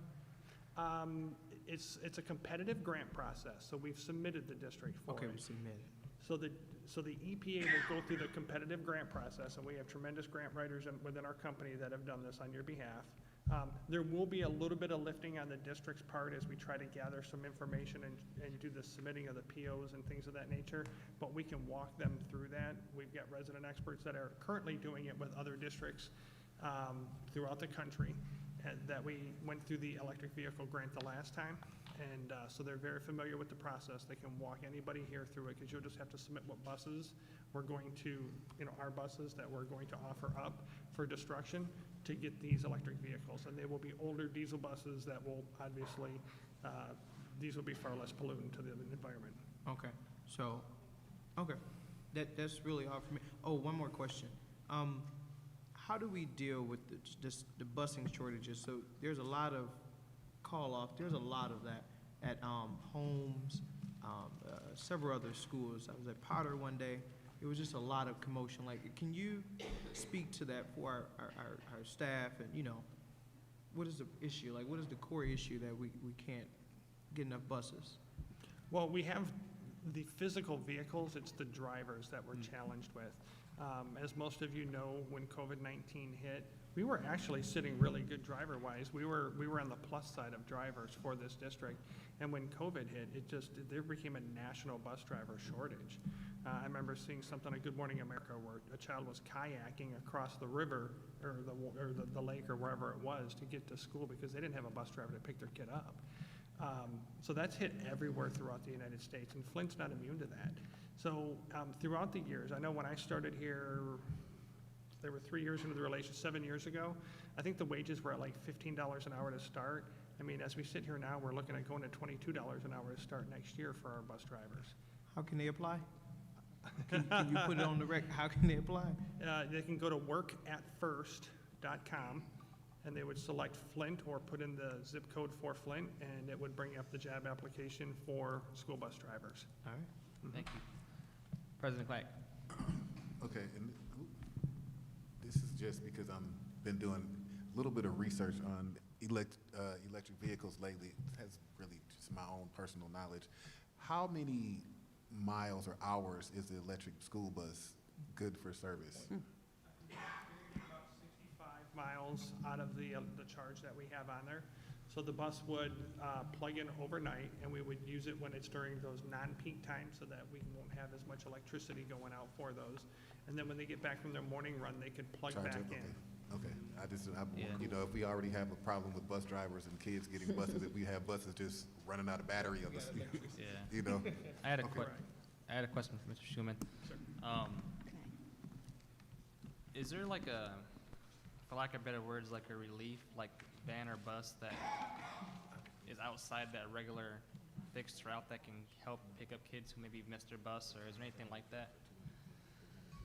So the challenge with that is the bus driver shortage. So it's a labor issue. It is a labor issue in the national bus driver shortage. As we can get more drivers in, like typically during the start of the school year, when we have those extra drivers, some schools will start at different times throughout the year. Maybe they're a couple days apart. We'll set bus drivers out in those quadranted areas throughout the district to pick up those students. But as those routes start to pick back up, we lose that ability to do that. But if we have the staffing to do it, we absolutely do. Yeah. Any more questions? I have one comment for Mr. Jones when he's done talking. I'm sorry. Oh, go ahead. When you're done talking, I had a comment for you. I would just say from my own experience, and I'm speaking for myself, it's so much more beneficial when you have the vendors come speak and answer our questions directly. So moving forward, can we get that earlier in the process? Because I get it, like the staff can answer questions, but I think hearing from them directly is more beneficial for us and getting this stuff addressed and moved quickly. Sure. Thank you. All right, I think we're all set. Thank you. Thank you, Chris. All right, so seeing no further discussion, the motion to approve Resolution 11.35, transportation and busing tonight, will be conducted by a roll call vote. As I call your name, please say yes or no to approve this motion. Can you repeat the motion, please, again? real Yeah, quick? I so was talking. The motion is to approve Resolution 11.35 Tonight? tonight. Okay, that's what I thought. All right, so as I call your name, please say yes or no to approve this motion. Secretary Perkins. Yes. Trustee McIntyre. I don't understand that. So, I'm sorry, but why are we not putting these, why aren't we doing due process and So- putting towards the, like, The we're supposed deadline. to, with the contracts, we're supposed to move them forward to the next meeting. That's the process. Well, Why are we? Trustee, so if you allow me, so the motion that was made, not by I, but by one of our colleagues, was to approve it tonight, and it was seconded. And I didn't That's the get a motion on the chance floor. to, yeah, have a thing, so, no, I mean, not to, we need to follow due process. Well, just take the vote, vote it up So- and down. Okay, no. Okay, so right now we're on roll call. So again, the motion was made early when you were present. If you didn't like it, you could have made that amendment to I it. was trying to, though, you moved fast, and like, I don't understand why, We discussed this stuff. All right, so I'm gonna continue the roll call vote. Okay. Trustee McIntyre. I said no. Understand what we do. Vice President McNeil. I guess we trying to prove it for tonight. Yes. I want more discussion on this. No. President Clark. Making sense. Yes. Trustee Rutherford. No. Trustee King. Yes. And myself, Judge Luna, yes. The motion passes 4-3. I would just say one more thing. I take feedback well as far as me chairing the meetings. If I've missed you for a question, please say something in the microphone. It's not done on purpose. Trustee McNeil. I guess I must miss something. I know we supposed to had a discussion before we took the vote, and I guess that's what threw me off. I didn't understand. Did I miss that? Yeah. So I open the floor for discussion and questions. Yeah. You sure did. So that was the Okay. discussion. Oh, yeah, you did, yeah. Again, like, I'll take feedback as far as how I chair it, but I thought we Yeah, did I was it in the correct confused, way okay. as the motion was made. President Clark. But just to be just to make it understood, we discussed this and it was pulled out of they were separated from a meeting before. was it Oh, not? sure was. We discussed this at a meeting last month. So, and it was pulled, it no. was separated and it went back to So the we just, so subcommittee. I got one for you. So this was brought before us, I want to say in March. I know Or Dr. April, yeah. Wolf was Okay. here. Mhm. We postponed it. There's a lot of questions. We had a special meeting about the RFP process, and we went through all these different things. Okay. Dr. Wolf brought this to us months in advance. So we've had over 2 Okay. months to I see read what this you're saying. contract, to do all that stuff. I don't think the argument is about anything about the contract or any of that. I think what Trustee McIntyre is requesting is that we Follow move policy. things to the next meeting instead of approving them tonight. Tonight. So I don't think this is about Yeah, and I, first student. I want to make sure that that's clear. I So, don't, yeah, I just want to make sure that we're following Yeah, I- policy, like, the way to do it right so I'm just saying is that to that's move what it this okay. is about. to a second meeting, so We've that been there's dragging this along. time for the Okay. public also to give, Yeah. do you know what I mean? So that yeah. Well, there's a chance for Yeah. input from different, so people can think about it, and it doesn't just go boom, boom, boom. Yeah, and Yeah, so if we Yeah. could do it right, the way that we're supposed to, it would be, Yeah, and and look, no disrespect. I'm yeah, not- look, I hear your concern. I'm as the chair of the meeting, I'm following the motions that have been moved and supported. True. I have no Privilege dog in how the motion was made or all Okay. that. well, I wasn't, I guess, as aware as they are with the rule part of it. So if I can rescind mine, I'd vote no. The vote was made already, it's 4-3, Yeah. so it stands still. Okay. Yeah, It's no But different. since you're on the winning side, you can bring it back up. yeah. Okay.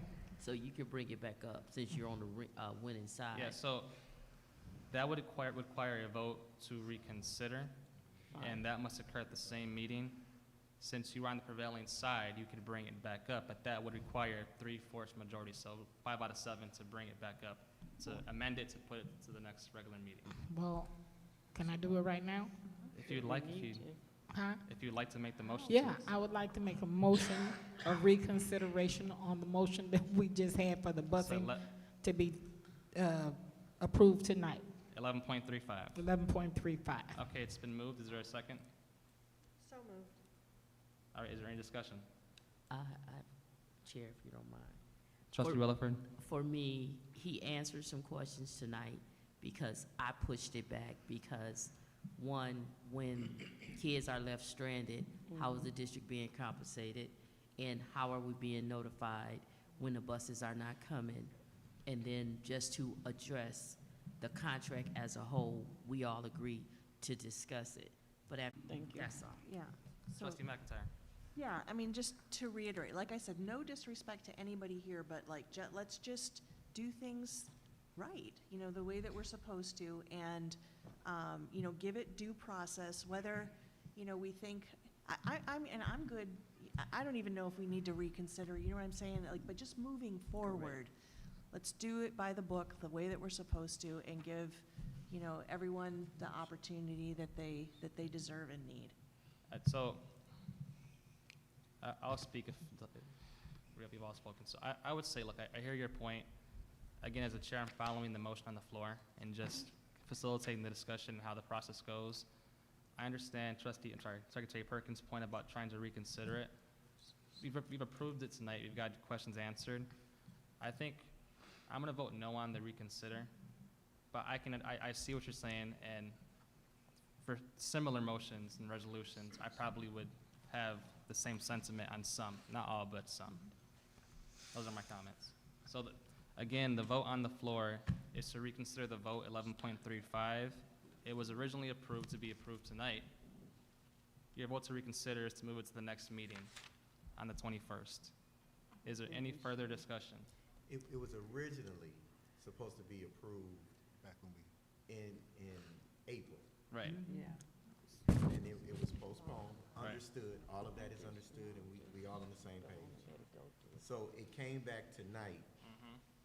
We put it back on because we needed to get this done.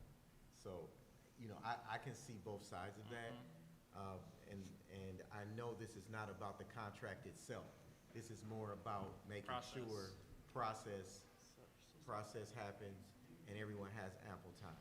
So I just want to make sure everyone understands, this is not about first student and the contract. This is more about us doing the process a certain way. But I also understand that Mr. King did it because this was on a previous board meeting. Yes.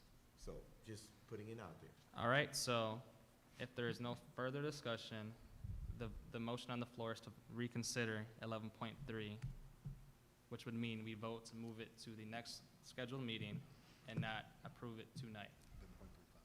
11.35, my apologies. All right.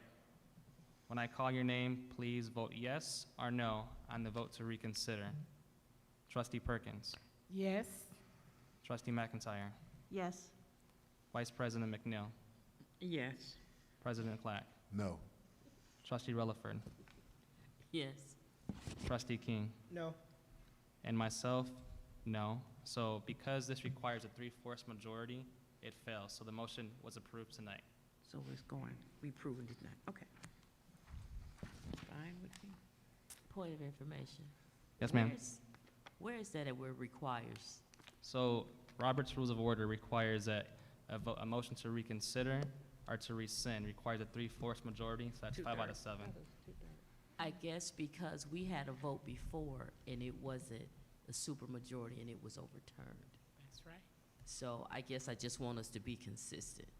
Yeah. It's in Robert Rules, I think when they were removed from their seats, it was 4 votes. That's And and it came to So, rescind yeah, it. I hear what you're saying. So, And so it failed it wasn't a majority.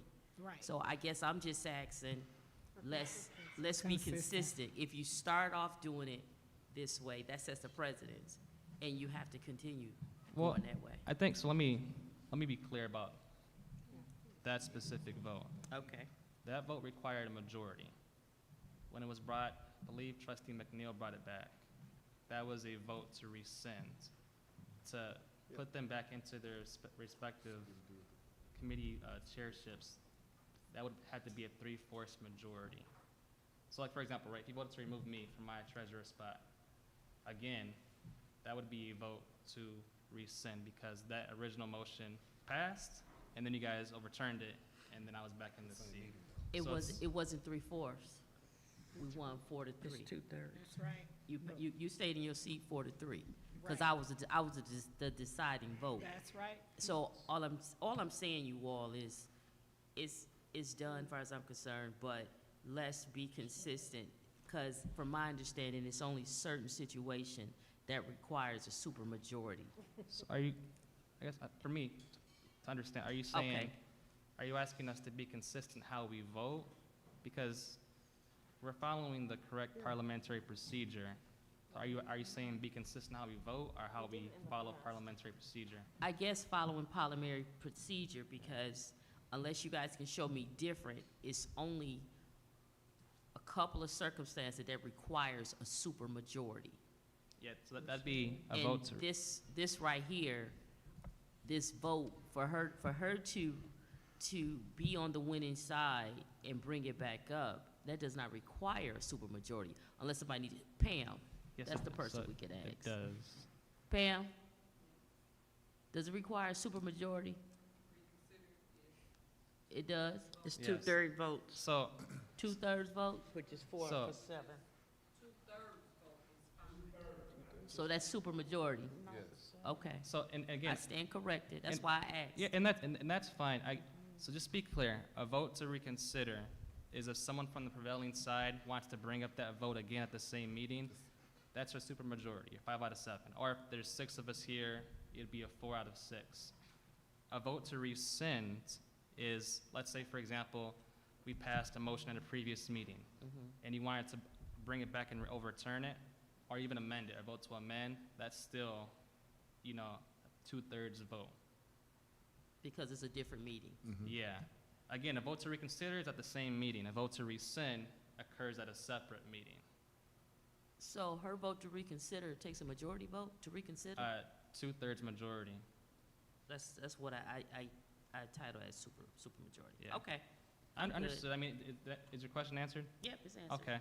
There was someone else who raised their hand. I'm sorry. No, President- I was gonna basically piggyback on what you were saying, the difference between the rescind and the reconsideration. That's it. I'm done. We're good. All right. All right, Mr. Jones, could you please continue? I seek a motion and a second from the board to move Resolution 11.36, authorization of Navigate 360 Visitor Management System Security ID System, to the regular meeting on June 21st, 2023 for adoption. Support. Wait, what? There's no motion. Has to make a motion. I'll Is make- there- I'll You make- making a motion? Yes, I mean, I make I'll a support. motion I'll for support. what you said. Yes, ma'am. All right, so there's been a motion to move 11.36 to the next meeting, and it was supported by President Clack. Before I open the floor for discussion, I just want to speak on this very briefly. This is needed. We've been talking a lot about school safety and keeping our students safe. I've seen this system at multiple schools across different states, and if I mess it up, please correct me, Mr. Jones, but essentially it's this. When you walk into a school building, there's an immediate background check. If there's a red flag, then you're not going to come in further into the building. So this eliminates people who have violent crimes, sexual crimes, and I'm not sure all the umbrella, but it's meant to kind of flag and vet that person right when they come in the building. If they pass the test, they get a little sticker, and they're escorted to the classroom, and there you go. Is that pretty accurate? And internal blocking. Good. Sometimes there's situations where we have to have, family members or parents not return back to the school due to behavior. So it also helps with internal blocking as well. Okay. President Clack? Is it possible, I know when we were at the conference, we were going and looking at the different vendors, and there was the weapon finder system. Do y'all remember that? I saw that. The weapon finder system? I don't remember exactly what the name of the company was, or exactly what the specific I sure saw. company, name of the actual product was, but is it possible to tie that in with this Will we look that up? for school safety? You know what? We can look into the model. Okay. Come on down. I'm sorry? He's from Teach Out. Oh, okay. Who is that? It's not time. Wait. That ain't got nothing to do with this motion. You know what? Let's talk for 1 second, okay? Yeah, My apologies. yeah. Yeah. What we doing Weapon finding system. He's from a different vendor. He's not, He's from Teach Out. Oh, okay. We haven't gotten to that line yet. Yeah. I just think he has That's some next. information that might assist in this conversation that you just brought up. Okay. So that's why he was trying to come up, but we Okay, we my can, we can mistake. wait, we can wait. Chair. But I would also say that, I'm sorry. Go ahead, no, go I ahead. would also say that anything else we want to look into, I would want us to do our due diligence and kind of, before we present it to the public, we do our due diligence with our Sure. team, along with board members, and then we bring it out to the public. My mistake. No, it's all good. Trustee Williford, go ahead. With this, I think this is wonderful, but I just ask that we definitely notify the community that we're going to implement this for the sake of not embarrassing individuals. So that if someone know they have someone that's picking up someone, let them know that this is gonna take place to just stop a lot of embarrassment. I just want to be cognizant of individuals, even though some stuff is public record, but still, let's just make sure that the community is informed prior to the implementation of this. That's a good point. Okay. Trustee King? I'll add even further with Trustee Rutherford's point. What I would like to see is, not just a robocall, but a list of what identification pieces that you need. You don't even need state ID, but other verification pieces. I was reading through the PowerPoint in here. One thing, I'm just throw a curveball out here. One thing I did notice that maybe we could think about in the future is for allowing students to use the IDs for attendance into classrooms. This is futuristic thinking. This is nothing now, but I was looking at how they did attach check-ins with the attendance through the process here. So it could be something to think about later on in life, as we progress in technology. Teacher won't have to always take it with it. She can verify attendance, but you can check in class, boom, just like that. That'd be cool, not just cool, but be easier and accurate. So that's just throw that out there for you. I have one more if no one has anything. You can go ahead. I just want to add also, if someone doesn't have, can we have a provision in there where they can sign an affidavit in case they don't have ID and they are, because some people may not have it and somebody may have to come up. Is that something we can put in place where they can sign an affidavit? Pretty much like if you're going to vote and you don't have your ID, you'll sign an affidavit swearing that that's who you are. Just a thought. Just a thought. Yeah, I'll follow that thought up with, Okay. even if they do that and they get into our building and they shouldn't be,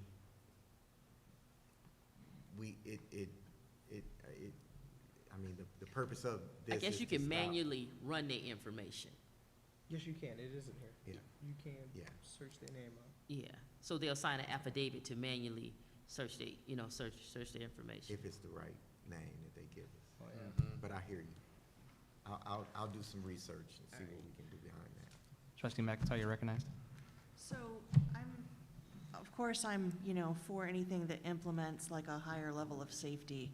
But I'm concerned about the carceral nature of this type of identification and it being linked to the school to prison pipeline. And I want to make sure that we're just doing everything we can not to reinforce that culture and so that it's not a prohibitive feature for our community, our staff, our scholars, our students. I understand, there are certain things that prohibit an individual from coming in the building, and we have to do our due diligence.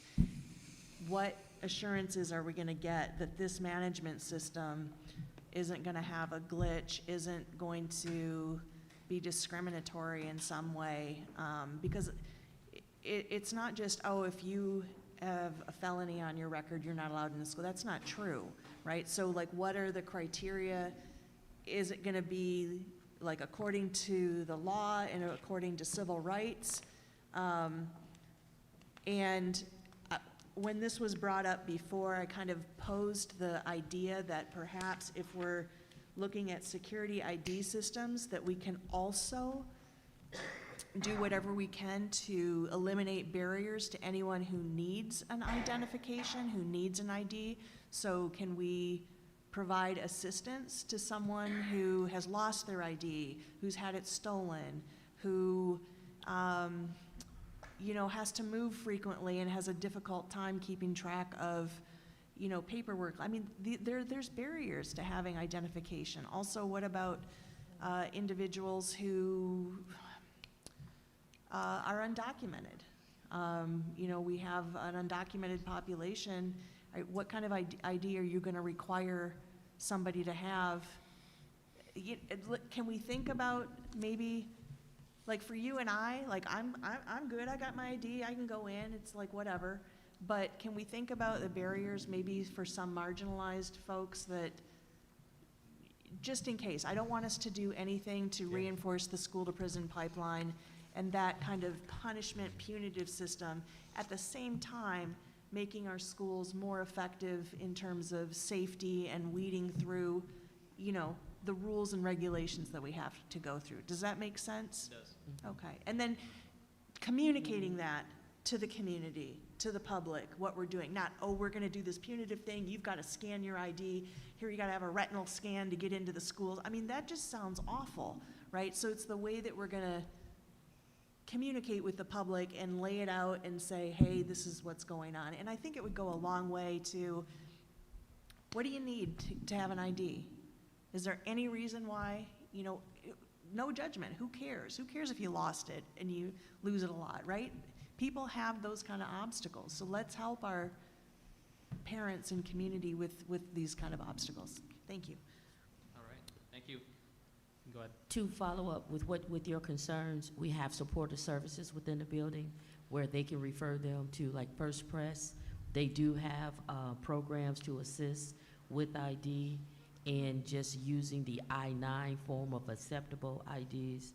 I think that's in the building to help them to get their IDs. And actually, I think that would help force individuals to get valid identification, knowing to be able to pick up, a loved one or do a favor for someone, that you're gonna have to add that. And also, that's extra security for us, to where we'll know who's in the building at all times. And it's a good tracking mechanism too, in case something happens. And like Superintendent Jones said, we have some parents now that are very, very aggressive towards the staff, but they continue to come into schools when individuals aren't working that day. So that right there will stop a lot of that, to where they never get in the building. So it's like they never get past the door. I have a specific question maybe to Superintendent Jones. Does this, I'm thinking specifically of undocumented people who have nothing, there's nothing wrong, but don't want to be identified or don't want to be put into a system. Is this going to identify undocumented individuals to ICE and have like ICE roll up in the school? Because that's happened before. And I don't want that. I would have to check. Can we can't- check? I absolutely will. Okay. But I wouldn't, so I'm not swaying either way on that. I'm just gonna check on that, bring that information back to the board. And I'll send it to you. Because we also have it with the national security, because we're close to the border, like we're considered, like a border, like all bets are off because we're a border community. yeah, I want, if I could, and I want to be clear that I'm not speaking on behalf of like ICE or any federal agency when it comes to immigration, but in my experience working with this system, a lot of these systems are in communities like Grand Rapids, Lansing, and around Flint, Chicago, who have a large undocumented population, and they have assured their families that this won't be used as a method to prevent undocumented parents from coming into the building to see their kids or as a way to report them to an agency. I can't speak to the technology, but I do know that there is something in it that identifies the person, and if they're not been flagged for like a violent or sexual crime, then they're not prevented from seeing their child in that school. But I can't speak to the specific, I just know it does exist. But you know what I'm getting at, right? I'm No, gonna I know exactly what. I'm gonna do what you ask. I'm gonna check into that. I've worked with this system similar to this before, and it was all about sexual offenders and folks that should not be around children. And then we were able to put information in to the system about internal blocking. So if there was a parent that like Trustee Rutherford stated, is a problem or has caused an issue, or someone in the community decides to come up in the school, and you don't have a child there and you're causing problems, Yeah. we can internally block those folks from coming in. Yeah, so, and I just wanted this to be clear to the community too, because it's like, you know, Yeah. yeah, Yeah. appreciate it, thank you. All right. Was there any more discussion on 11.36? All right. Seeing no further discussion, the motion to move Resolution 11.36, authorization, this is a mouthful, of Navigate 360 Visitor Management System, Security ID System, to the regular meeting for adoption will be conducted by a roll call vote. As I call your name, please say yes or no to approve the motion. Secretary Perkins. Yes. Trustee McIntyre. Yes. Vice President McNeil. Yes. President Clack. Yes. Trustee Rutherford. Yes. Trustee King. Yes. And myself, Treasurer Luna, yes. The motion passes 7-0.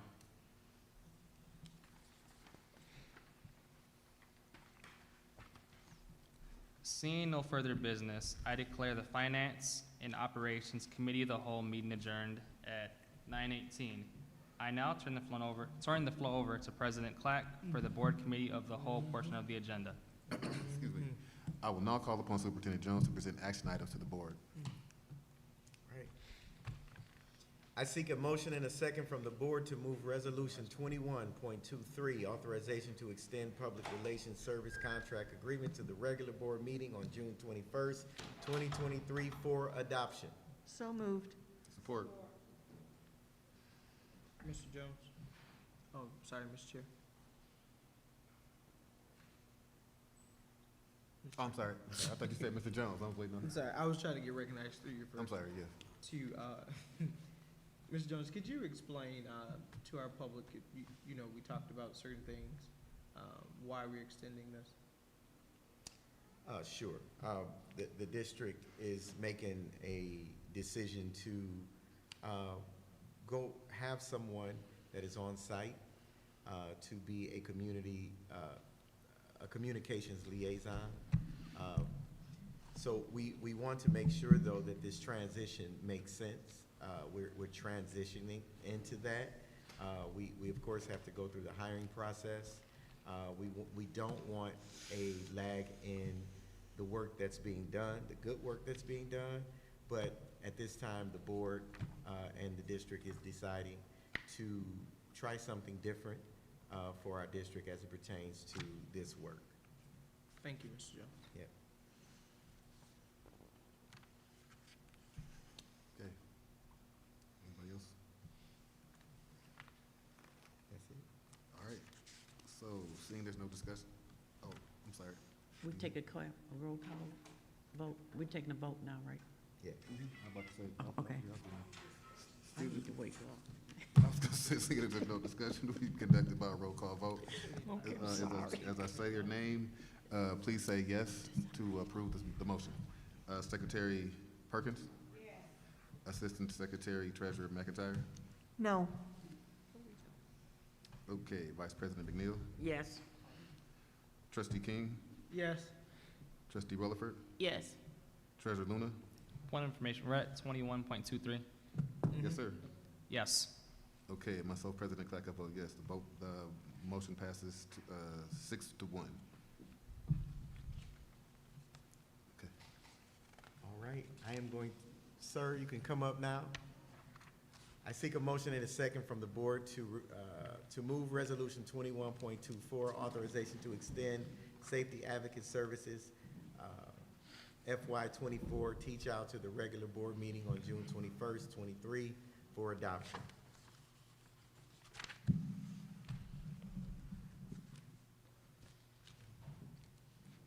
I make the motion to send it to the regular meeting. I'm sending it. It is 21.24. Support. Okay, is there any discussion? I'll go. Treasurer Luna? Lady first. Why you throw me out there first? You first. That'd be nice. Hi, what's your name, sir? Hi, my name is Bart Bennett. I'm a Director of Operations for Teach Out Security. Been in the industry for 10 years. Prior to that, I was a teacher and a coach at Bertrand High School. I miss your name. Bertrand High School. Bertrand, okay. Is that I missed your name, I'm sorry. Bart Bennett, B-A-R-T. Like Simpson? Bart That's Simpson? absolutely right, yes. Okay, okay, I'm sorry. No, no. Not hey, that you look like Bart or act like Bart. That's usually how I introduce myself. I don't know why I didn't, but. Okay. All right. Well, let's just cut to the chase. Yes, absolutely. I have major concerns with your staff. Okay. And looking at, one, what are your thoughts? How do you think you're doing? How do you think your company's doing? You want me to be completely honest? I would hope you won't be anything but that. Considering some of the struggles we've had with communication in certain areas, we're doing pretty darn good, especially with turnover and then staffing your school. We also have some concerns, but I think it comes to working both ways. The reason I raised my hand back there earlier is because I actually think we're very underutilized from the standpoint of Teach Out Security has more credentialed security people than any other company in the state of Michigan, and we're rarely brought into security discussions. A lot of times it's an afterthought. Something happens, then we reach out to Teach Out, rather than having us in the discussion. Earlier, we had somebody talking about some weapon detections pieces.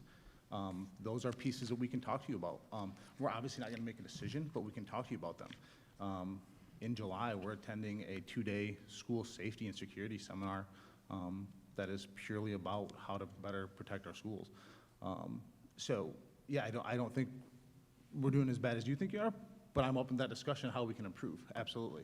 I think for me is when I'll be in the school and I don't identify who I am. I'm just in the school. May look like a parent. I hope I look young enough to be a parent. And when I see a Teach Out employee on their phone, never look up, and I walk by and I know it's legal, but why should I smell marijuana on you? And can't say that whether they were considered high or not, but slow motion. And then when a lot of teachers talk, a lot of staff talk, and they don't feel safe at all with your employees. And how can you add to someone that's just there for a check? Yeah, I would hope, so the cell phone piece that you just said, there's obviously ways to report that to us because we don't have a supervisor in every building.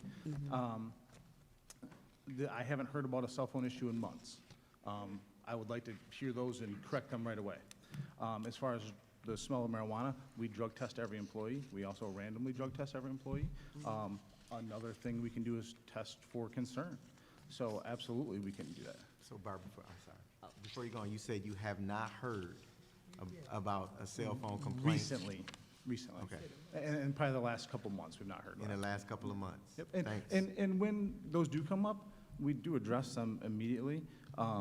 We've terminated employment for it. We've suspended employees for it. Because it's definitely our policy that that's not what happened. That's what's to happen when they're on duty. I would like, do you do a survey? Do you provide your customers with a survey? We do. Have you provided Flint schools with one? I believe there was one sent probably about 4 months ago. 4 months ago? Have you? I don't know, the results come back, they sometimes don't identify who they are, but I'll be glad to send one back out. Can you resend one out? Absolutely. I think that would, one thing I do know, the higher you're up, the less information you get, and a lot of it isn't accurate. Yeah. And I think for me, if I had to give Teach Out a grade, I would give you guys a D. Okay.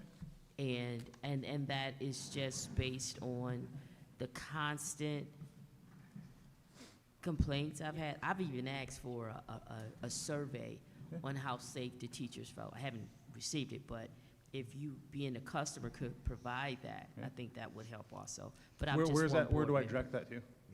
Okay. I would, this particular situation, I would rather we do have a director of student services that you normally, but you can CC me. Yeah.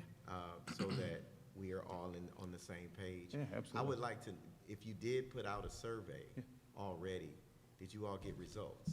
Yeah, so I know the last tabulation we had, so we have 80 customers in the state of Michigan. 6 of them are school districts. And we've gotten probably 24 back, so not a lot of participation in the survey. How do you,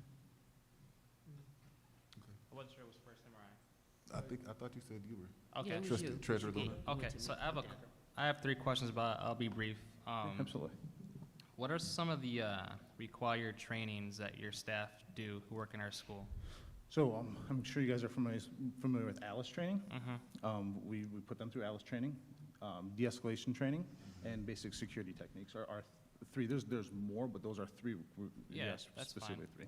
I've even put on ALICE training for your teachers in conjunction with Mr. Stewart. I don't know if I can say names, but I've helped with ALICE training for your teachers in some schools because I'm a certified instructor myself.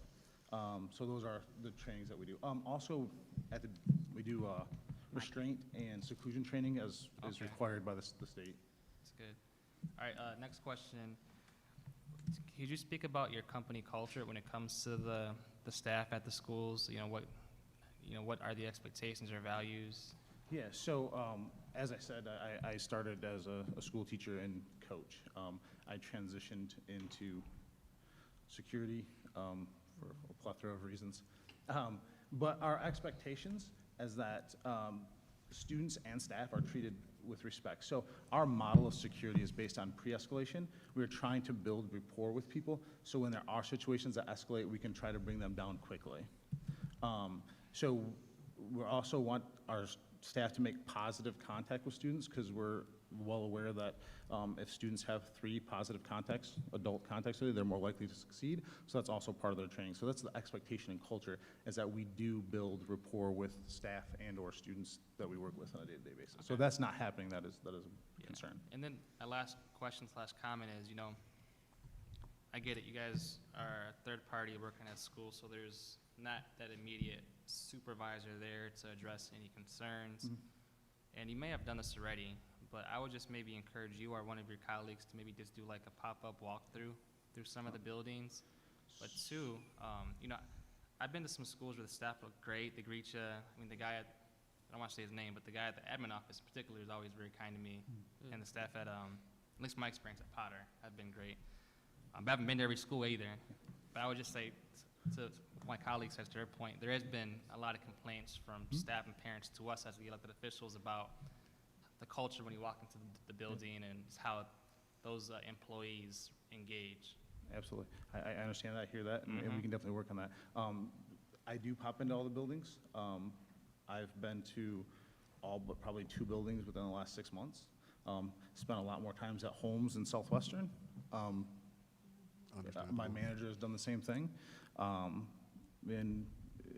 we try to do that. We also have a field operations supervisor that makes stops. Okay.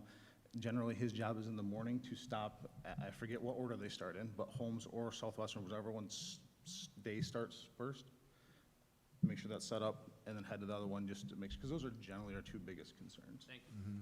So. Okay. Ms. Laura, did you hear? No, she's out there.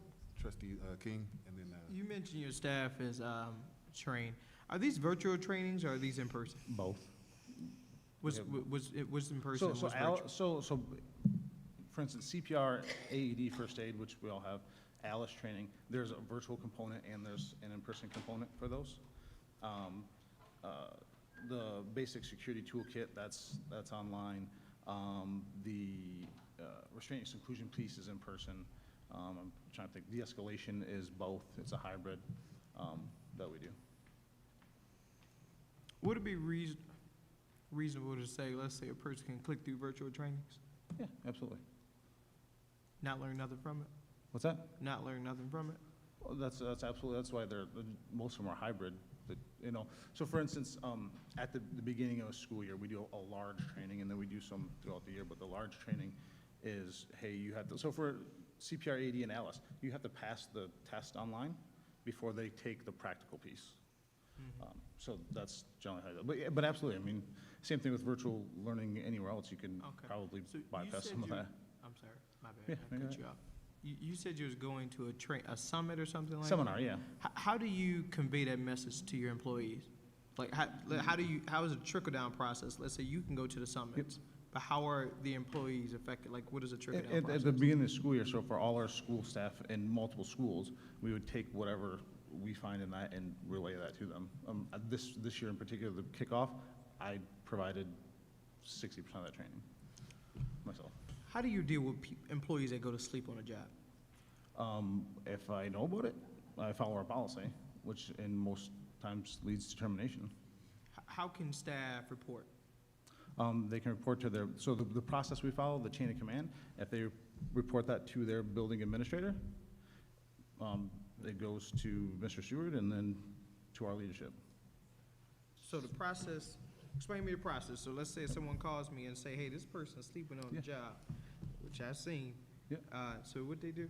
What's the staff person supposed to do? Report that to their building administrator. The principal, and the principal's. Takes that to Mr. Stewart, yep. Question. Yes, sir. Would they be reporting that to the building principal or assistant principal or whoever the principal put in charge of that? Shouldn't that go straight to the principal?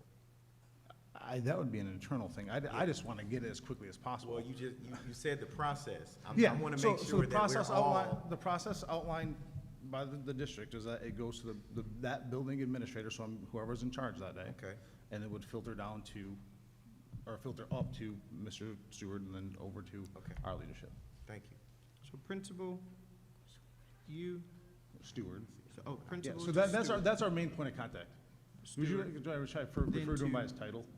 All right, Oh, so well, anyway, sorry. does director of centralized enrollment, principal, director, then to you, Mhm. Actually, I generally go to Dave, who is our manager of the account. Dave. Yeah. What is the response time into that? Because we have, we have some great teach-out employees in certain schools, but there's others. I'm curious about what we're doing. Hopefully our response time was within an hour or two. I mean, we're in Flint, we're based in Flint. Our office is 10 minutes away from, your building. So typically, we are responding immediately. Okay. If we get that message. All right. Mr. Jones, is that true? Like, is it a rapid response time to some complaints or all complaints? What is that? I think that there is some internal work here, with this as well, that needs to be looked at. If your response time is an hour. Or 2 Typically, hours. we are, there was a situation earlier this year where we had an issue, and I left a site that I was at in Lansing, and was here in an hour and 15 because Dave was off that day. So typically, that's one of our point of pride is that we act. We know that we're dealing with people. We're probably going to have some issues here and there. Dealing with them is what we want to do. We want to do so quickly. Okay. How are you recruiting these security officers? So we have a system called Quantec. I'm sure probably nobody's here just familiar with it because what it does is it puts in our requirements. There's an online component that pre-screens them. Then we make a phone call. I hope this is what you're asking. Make a phone call, do another pre-screen. Then we have an in-person interview, drug test, background check, fingerprints that are then sent to the board or the admin office, and then human resources approve that, and then we onboard them. Okay. I will look for a defined process for staff to submit complaints. Mm-hmm. That's intern, I know that, Yes, it is. right? I'm looking for that because, to Trustee Rutherford's point, how can I feel safe if you're on your phone? I just can't. And that's what I was trying to try to convey at the beginning. Right. The sooner we can get that information, the better we can react, train, remove, find the right person. So absolutely. I'm gonna just throw a suggestion, whether it's a Yeah. QR code, a text message thing that someone could text and just instant. Because if I'm able to walk into a building and the person just not paying attention to me, and I'm just sitting here and you can't pay attention to me or you sleep, Mhm. what are you guarding? Nothing. You can't guard nothing like that. So We're in agreement with that. like you just can't. So my issue is the lack of urgency with some of our security officers, because when there's an issue, you're not running to it. Some of these security officers playing with these our scholars when they're supposed to be protecting and being an adult. That's just some of my issues. I'm not saying all of them, right? No, I get you. There's Look, I'm a grown man. You can tell me. I get you. get There's it. Just particular. put it out there. There there are certain things that if staff don't feel safe and your teacher employee is playing with scholars, that doesn't line up. How can I respect you if you're playing with me? And that's what begs my question, like what kind of culture and environment is Teach Out creating to allow that? Yeah. But I guess allowing goes back to internal components that we need to improve upon, and I'd be looking forward to seeing that defined process. What I would like to see is, like I said, I think we're a very underutilized part of your security approach. The more we're involved, and I'm not. Can you the more- define involved? What does involved look like to you? If you guys have meeting, like this Evolve system piece, we just found out about, which is fine, but I'm familiar with the system, but like anything, any security, like a lot of schools that we work with have security teams that meet monthly, that discuss issues. And I get what's going on. You guys don't have a lot of time, everybody, but we're not involved in any of that. So I would suggest You that we want have us a to security. involve you in security conversations, but when some teachers still don't feel protected. I get it, but I mean. So this is the first time I'm hearing this. Yeah, like, I mean, the phones, no, but the people that don't feel safe, this is the first time I've heard that. So first time you hearing. If we're in a Okay. monthly meeting or whatever it is, just to get some of those things out, and again, I don't want to go down the whole road. Okay, I just but- want to make, but so no, you want to absolutely. be included. So I've offered to go to PD days, like professional development days, and speak about security Okay. and I just take wanna- feedback. I just want, I get, my phone get blew up, or Yeah. when I'm stopped somewhere, I don't feel safe, I'm not putting this on you, right? Yeah, no, I get I'm it. voicing the concerns I'm getting from parents. And not I'll give just you my parents and card staff. to call me, but I don't know, we want to skip chain of command. No, I think we want to we're go gonna through. stay with my Yeah, phone absolutely. protocol. I just want to be able to see you, voice my concerns, because those parents are watching. I said, who's coming? I said, oh yeah, Teach Out's coming, yeah. So I just want to make sure that No, they're I able to see you. want to hear them. Okay. And because if I didn't, I still wouldn't know. Yeah, I got you. So I appreciate that. Trustee King, I'm sorry, I'm done. you done? Okay, Trustee McIntyre. Hi, and thanks for coming. Sorry you're in the hot seat there. No, you're good. So, I'm reiterating the concerns I'm getting from my Can fellow. we get what, because this seems to be maybe a building or two that this is coming from, specifically? No. No? Okay. And I know that it's been, like, and it's been systemic. I know that because there have been issues with Teach Out going back years and years. And I want to say that I think that some of those things have been addressed. Like, because for one example, like, there was a time when your employees, this was years ago, were like locking the doors until the school building opened and mocking and making faces at students who were standing out in the cold. And that was rectified. So, I mean, we need to do our due diligence, and when things happen, to bring them to you so that you can fix them. So I agree with Trustee King that maybe there could be a better process for reporting or getting that information, that maybe the flow of information could be a bit clearer and more timely or something. There's some kind of a breakdown. And then I just wanted to say that I think you're in charge of a certain aspect of security, but we're in a culture and a society that isn't secure. I mean, we're not safe, and we're trying to do everything that we can to be as safe in the situation that we're in as possible. I mean, so there's not, I understand that when parents or staff, they don't feel safe, there's things that you can do, but then some of those feelings are out of our control, right? So, in getting to the culture, though, you talk about the trainings that you get, and I'm concerned about that. I'm concerned about, you say you have de-escalation training. That's great, but what kind of de-escalation training? And with the Flint schools, do you have anything resembling a restorative justice type of approach to quote-unquote discipline, or to power and control? You talked about respect, but and building a culture where you have 3 touches or contacts with adults and trying to provide a good model. I mean, I like those components. So I'm working on what you're doing for team building within your company, making that culture so that people, your own employees, feel included and therefore can include our staff and students, and so that it's not such a punitive approach, but more of a community protective approach. Gotcha.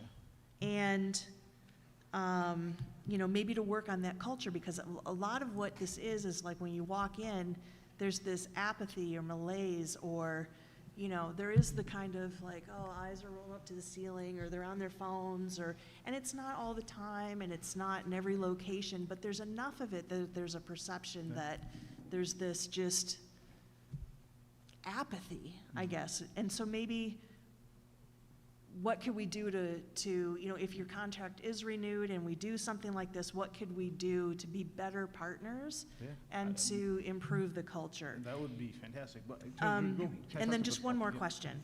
And you said you're gonna have like a 1 to 2 day seminar on safety in schools. Would you allow board participation to be in that training with you? I'm not putting the training on, I'm going to that seminar myself. As a individual or as a? Participant? As a participant, like for your company? Correct, yes. Okay. So I would be open to that. It's in Ohio. But okay. It would have to, you would have to get it under our license, because that's why we're invited. But I would be open to looking at that and looking into that, absolutely. Okay, I mean, that might not be necessary, I just thought you were doing that training in-house Now, or something. any training we do, I would be open to people coming to that. Okay, Absolutely. yeah, I just wanted to know if you would Yeah. be No, I am open not, to I'm that. not against that. The restorative justice question, when you're talking about after the fact stuff, I would hope that we're not necessarily involved. Like, so if an incident happens and I guess when you're talking about Restorative justice is a frame of mind and an approach to how you deal with incarceration and the whole system. So it doesn't necessarily have to be Yeah. after. It's actually more preventative than anything Okay, else. so I guess then I would, no, I would have to do some more thinking on how that works into what we're doing. I don't want to say yes and be BSing you, so. And is that something that you would do or Yeah, be absolutely. interested in? I Absolutely. mean, outside of you're trying to get this contract and trying to I get us mean, to say I yes? mean, honestly, would you really do it? Yeah, absolutely, but Like, here's. as a genuine thing? Yeah, we've had this contract for a while. It sounds like there's more issues than I'm aware of. I'm not against, like the public said earlier, putting it out to bid. That's your choice. Obviously, we'd like to do this. We started trying to help Flint schools. That was our owner's goal, is to help, and we're clearly not doing that. So I take that personally. So that's absolutely something we would do. And I'm not opposed to suggestions on training if that's something you guys believe we need to do. So. And then one last question. Do you, in your chain of command, do you have an Ian Thomas? No, Okay. we do not. Okay. What I'm gonna say is, I had a personal experience at one of the schools. I'll say it at Southwestern. Yeah. I'm quite aware. Okay, so what I will say is I was highly upset, and I did call. I did not go within the chain of command, and I apologize for that. But the act was swift. After I called and I talked to, it wasn't you that I spoke to. You talked to Dave, and he got me involved immediately. Right. We did an investigation. The investigation and the consequences came very swift. I mean, I think things happened within the next day or two.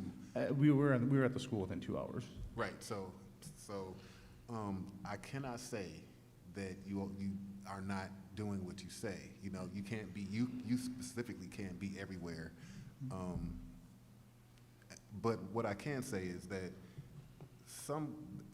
in my opinion, it's not all bad, because we haven't had, we've had school threatens, but we haven't had any school shootings. We've had weapons found, or contraband, so to speak, contraband found. So I can't sit here and, I don't want to complain, I don't want to, but I do want to be real about the situation. We all know where we are. in this, in this city.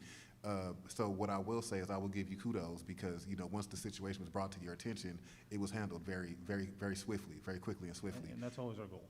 So also what I can say is there have been there's been contraband found. So in conjunction with the FPD and with you all, somebody's doing something right somewhere. So I would like to, just put that in, that's my thoughts. So.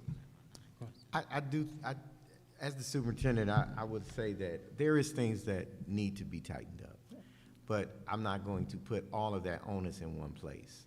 And so we are going to take this conversation further. I do believe that we need to extend.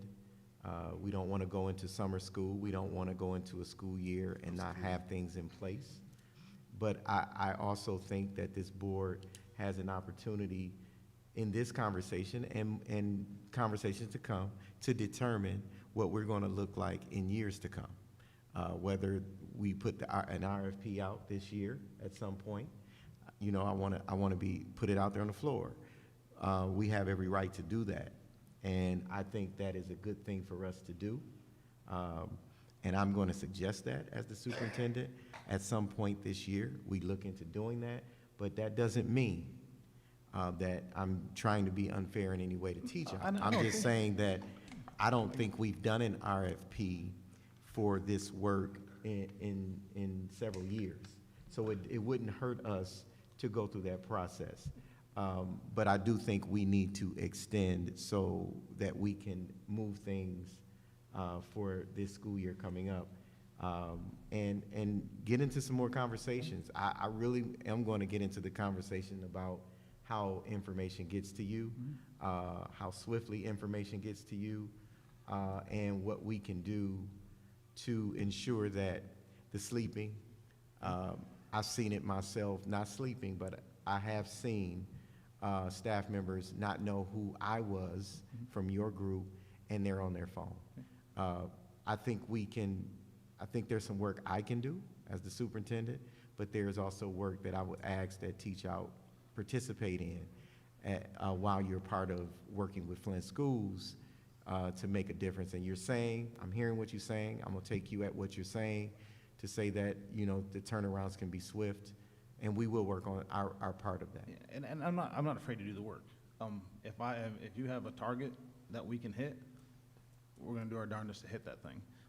Sometimes, like we discussed tonight, that we might not know exactly where that target is if I haven't heard about those things, right?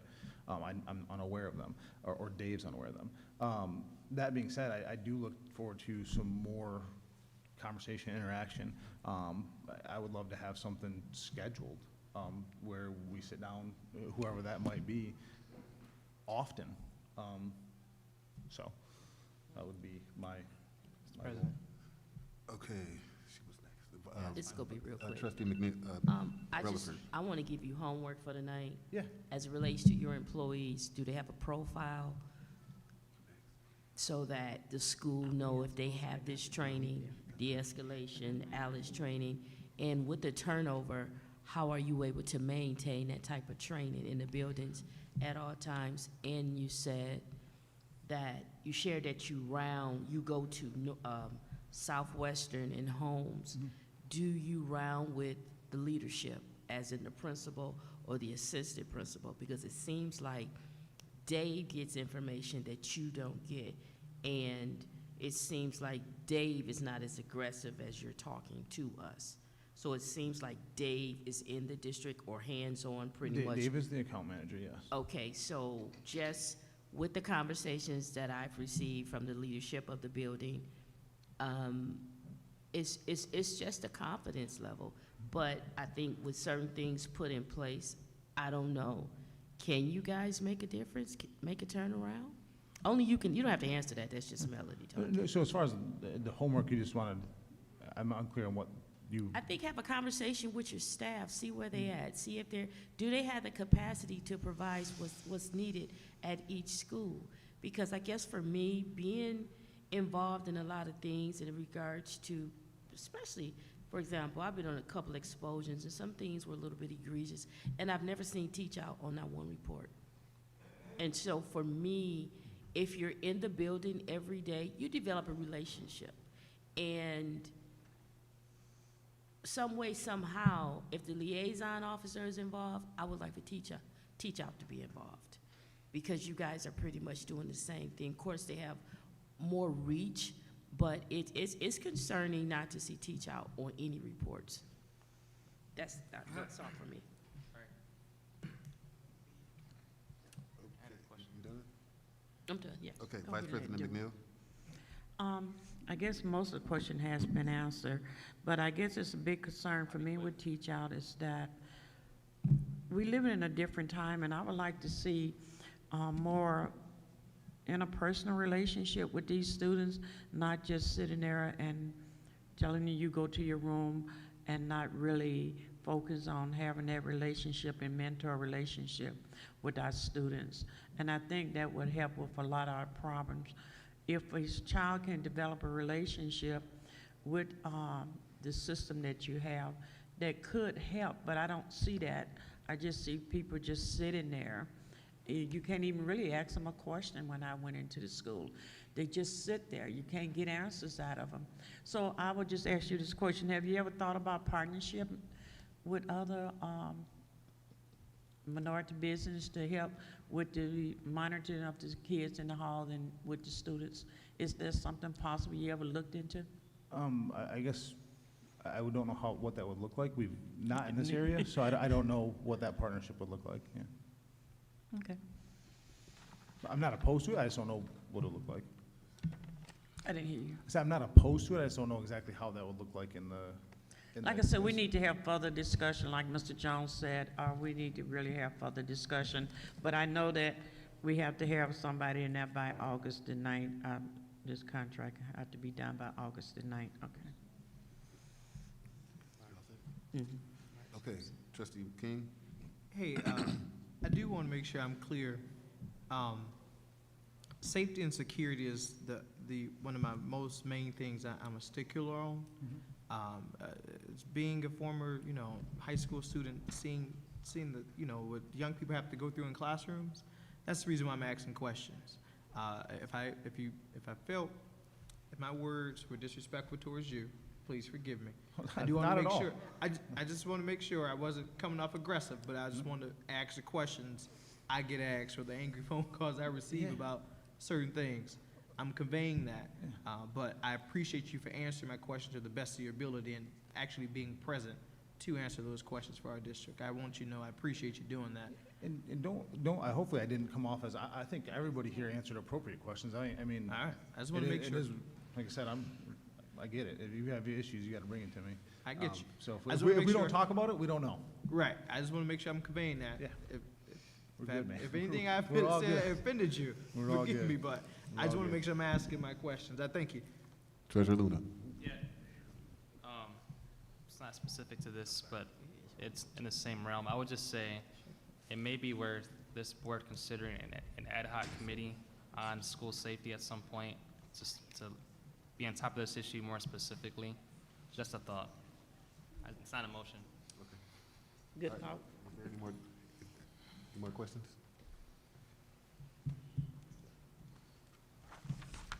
Okay. So we are, was it 21.24? Yeah, so seeing there's no further discussion, the motion to approve resolution 21.24, the authorization to extend safety advocate services fiscal year 24 with teach out to the regular board meeting will be conducted by a roll call vote. Board members, as I call your name, please say yes or no to approve this motion. Secretary Perkins? Yes. Assistant Secretary Treasurer McIntyre? No. Vice President McNeil? No. Trustee King? Yes. Trustee Rutherford? What was the question? I'm just kidding. I can No, read- I can read- no, I know, no. Okay, Treasurer Luna? Yes.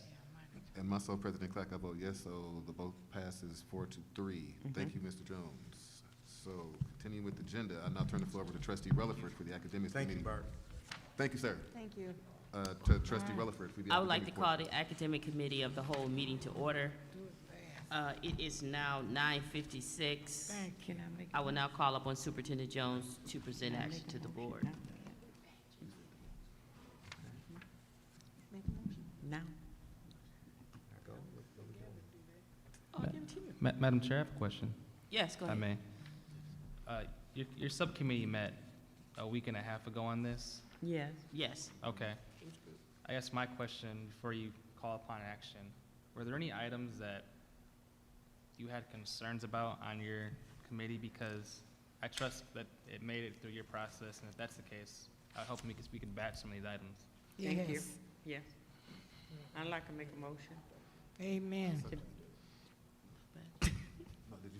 I'd like to make a motion to batch those items on Amen. I'll support. 2510 to 2515. Motion to batch.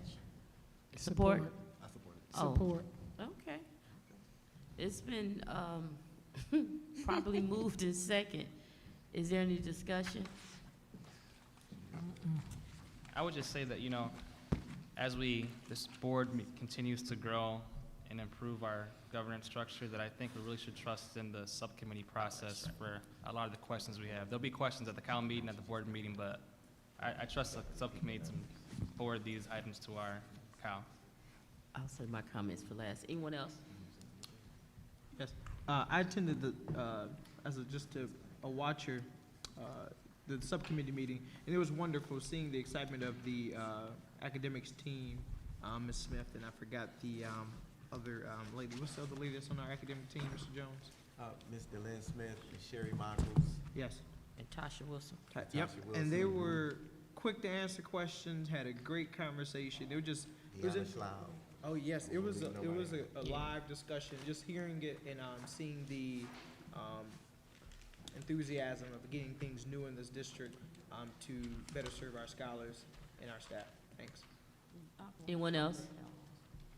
I would like to personally ask all of them to come before the board so that the community can see the superheroes that's over the academics of Flint Community Schools. And it's no secret that I pay attention, and I don't clap often, but I have to clap for those young ladies. They're passionate about what they're doing. And not only that, they have the respect of their colleagues. And I don't think we would ever have to use the word due diligence as it relates to those young ladies. So I am proud to be the academic chair because I can attend meetings and just attend meetings and learn and listen and ask questions and get an answer. So I'm ecstatic. So, no further questions? I just have one thing to say. Go right ahead. Yeah, just batching these isn't like, oh, yeah, we're not interested, but there's nothing to talk about, because I agree with Trustee Relaford that there's a lot of hard work, and I want to commend the teachers who came up and spoke about, hey, we did all this work, we did all this committee work. So acknowledged, recognized, thank you so much for all of the hard work. So batching it and trying to move on isn't any indication of like disrespect or negligence on our part. It's just, So true. trying to get the work of the district done and do it expediently. So thank the committees for all of their hard work, for the subcommittee for their work, and yep, let's batch it and get it approved. Anyone Thank you, else? Melody. All right. Seeing no further discussion, I'll make the motion to move resolution 25.10, 25.11, 25.12, 25.13, 25.14, and 25.15 to the regular meeting for adoption. To the regular meeting for adoption. So moved. Support. Wait, Wait a minute. For adoption will be conducted by a roll call vote. We already passed that, right? Point of Oh, order. you batched it? Yeah. Oh, you gotta vote on the batch. nothing to vote on the batch. Okay. Yeah, it can get confusing, I get. Okay, Secretary Perkins. Yes. Treasurer McIntyre. Yes. Assistant. Okay. Vice President McNeil. Yes. President Clack. Yes, ma'am. Trustee King. Yes.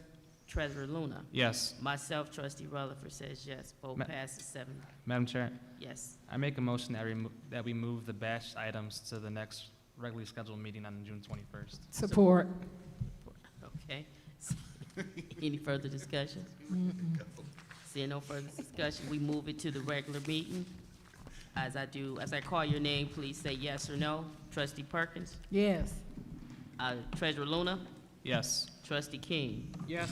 Vice President McNeil. Yes. President Clack. Yes, ma'am. Assistant Secretary Treasurer McIntyre. Yes. Myself, Trustee Rutherford, yes. Vote passes 7-0. Did you get your little? They gave you that GIS thing. And that right there. The kids make this at, let me go to my left hand. Toaster, they made it. Seeing no further business, I declare the, anybody have any questions, comments? No. Seeing no further business, I declare the Academic Committee of the Whole meeting adjourned. It is now 10:02. I turn the floor back over to President Clack. Oh, my bad. Okay, hold on. All right. Do any board members have any comments before we adjourn? Thank I'll you. be quick. Usually, I'll be quick. Trust me, usually to a pretty empty audience in the last month and a half, I saw this board go through evaluation training and evaluate our superintendent the first time in 2 years. I saw the board ask a lot of great questions with our consultants about our facilities use, which will help us plan for the future. I saw this board get deep into policy revision the first time it's been occurred in at least 10, 15 years. And, you know, there's a lot of space for growth, but I really am enjoying seeing this board work on business and stay focused on business. I do think at some point we should consider having a standing or ad hoc committee on school safety. Just my personal opinion. I think it deserves its own committee. Those are my comments. Is there anybody else want to comment? Mr. Chair, Okay, Trustee King? I would be remiss if I didn't honor the educators that won awards. A couple of days ago, the Flint and Genesee Literacy Network hosted a superhero educator day a couple of days ago. I want to honor those staff members in Flint Community Schools. Starting out, 2023 Monthly Excellence in Education Award for March, Ms. Shawn Dunnigan, a teacher at Potter Elementary. Excellence in Education Award. For April, Nina O'Neill, teacher at ALA. Let me keep going. The Dream, no, sorry. Go on, got it. Our Leadership Award was awarded to Principal Connie Portis Brown, the principal at Nethercutt. Innovation Award was to a teacher at Potter School, Ms. Sherry Pinson Kelly. Putting Students First Award, Chandra Forward, from counselor at Flint Southwestern Academy. Ms. Forward. Oh, one more. The Harriet B. Kenworthy Literacy Award was awarded to Yvonne Payne, behavior specialist at Brownell STEM School. Superstar Award was awarded to Diana, I think it's Diana, right? Diana Washington, teacher at Flint Southwestern Academy. Superstar Award was also awarded to Ms. Dixon here at ALA. Dolores C. Enos Lifetime Achievement was awarded to teacher at ALA, Juanita Coulter. Eugene Rutledge Service Commitment was awarded to Mr. Fred Jackson, teacher/coach at ALA. Distinguished Retiree Award was awarded to Clifton Turner, former FCS retired teacher and administrator and coach.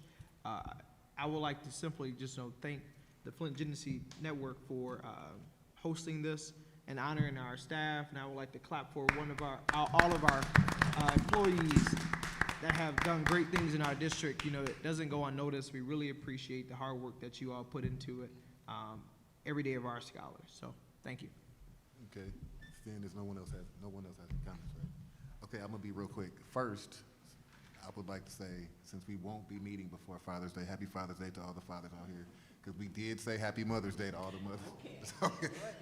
I also would like to say, I'm very proud of us for having this meeting today. I think we got a lot done. I think I'm very proud of how we handled the meeting with Mr. Jones' evaluation. Very proud. Let's keep this momentum going. I also would like to inform everyone that did not know about our ribbon cutting ceremony tomorrow at 1 o'clock in Dora Ryder Elementary School. It is open to the public. We'd like as many people to come see our new beautiful school, remodeled school. Everyone is welcome. I think that's about it. Is that Friday? That's tomorrow. No, that's tomorrow at 1. 1 o'clock. Tomorrow at 1. And tomorrow is the last day of school for the scholars. And tomorrow is the last day of school for Flint Community Schools. So yep, so also, you should have this information, but there's also a tailgate for door riders. It's like just a big jam. They're having entertainment and all of that from 10 to 4 on Saturday. So you can go at any time during that time. It's really for the scholars in the community. So you are more than welcome to be at the tailgate. But the ribbon cutting again is tomorrow. We will have guests, we will have tours and a short reception. So hats off to the door rider staff and all of the scholars and parents that had to be over in another building for almost 2 years. So now they're coming home. All right. Okay, so, the Board of Education will hold its regular board meeting on Wednesday, June 21st, next Wednesday at 6:30 here at Accelerated Learning Academy. Seeing no further business, I declare this board meeting, Committee of the Whole meeting adjourned. It is now 10:07 p.m. Thank y'all.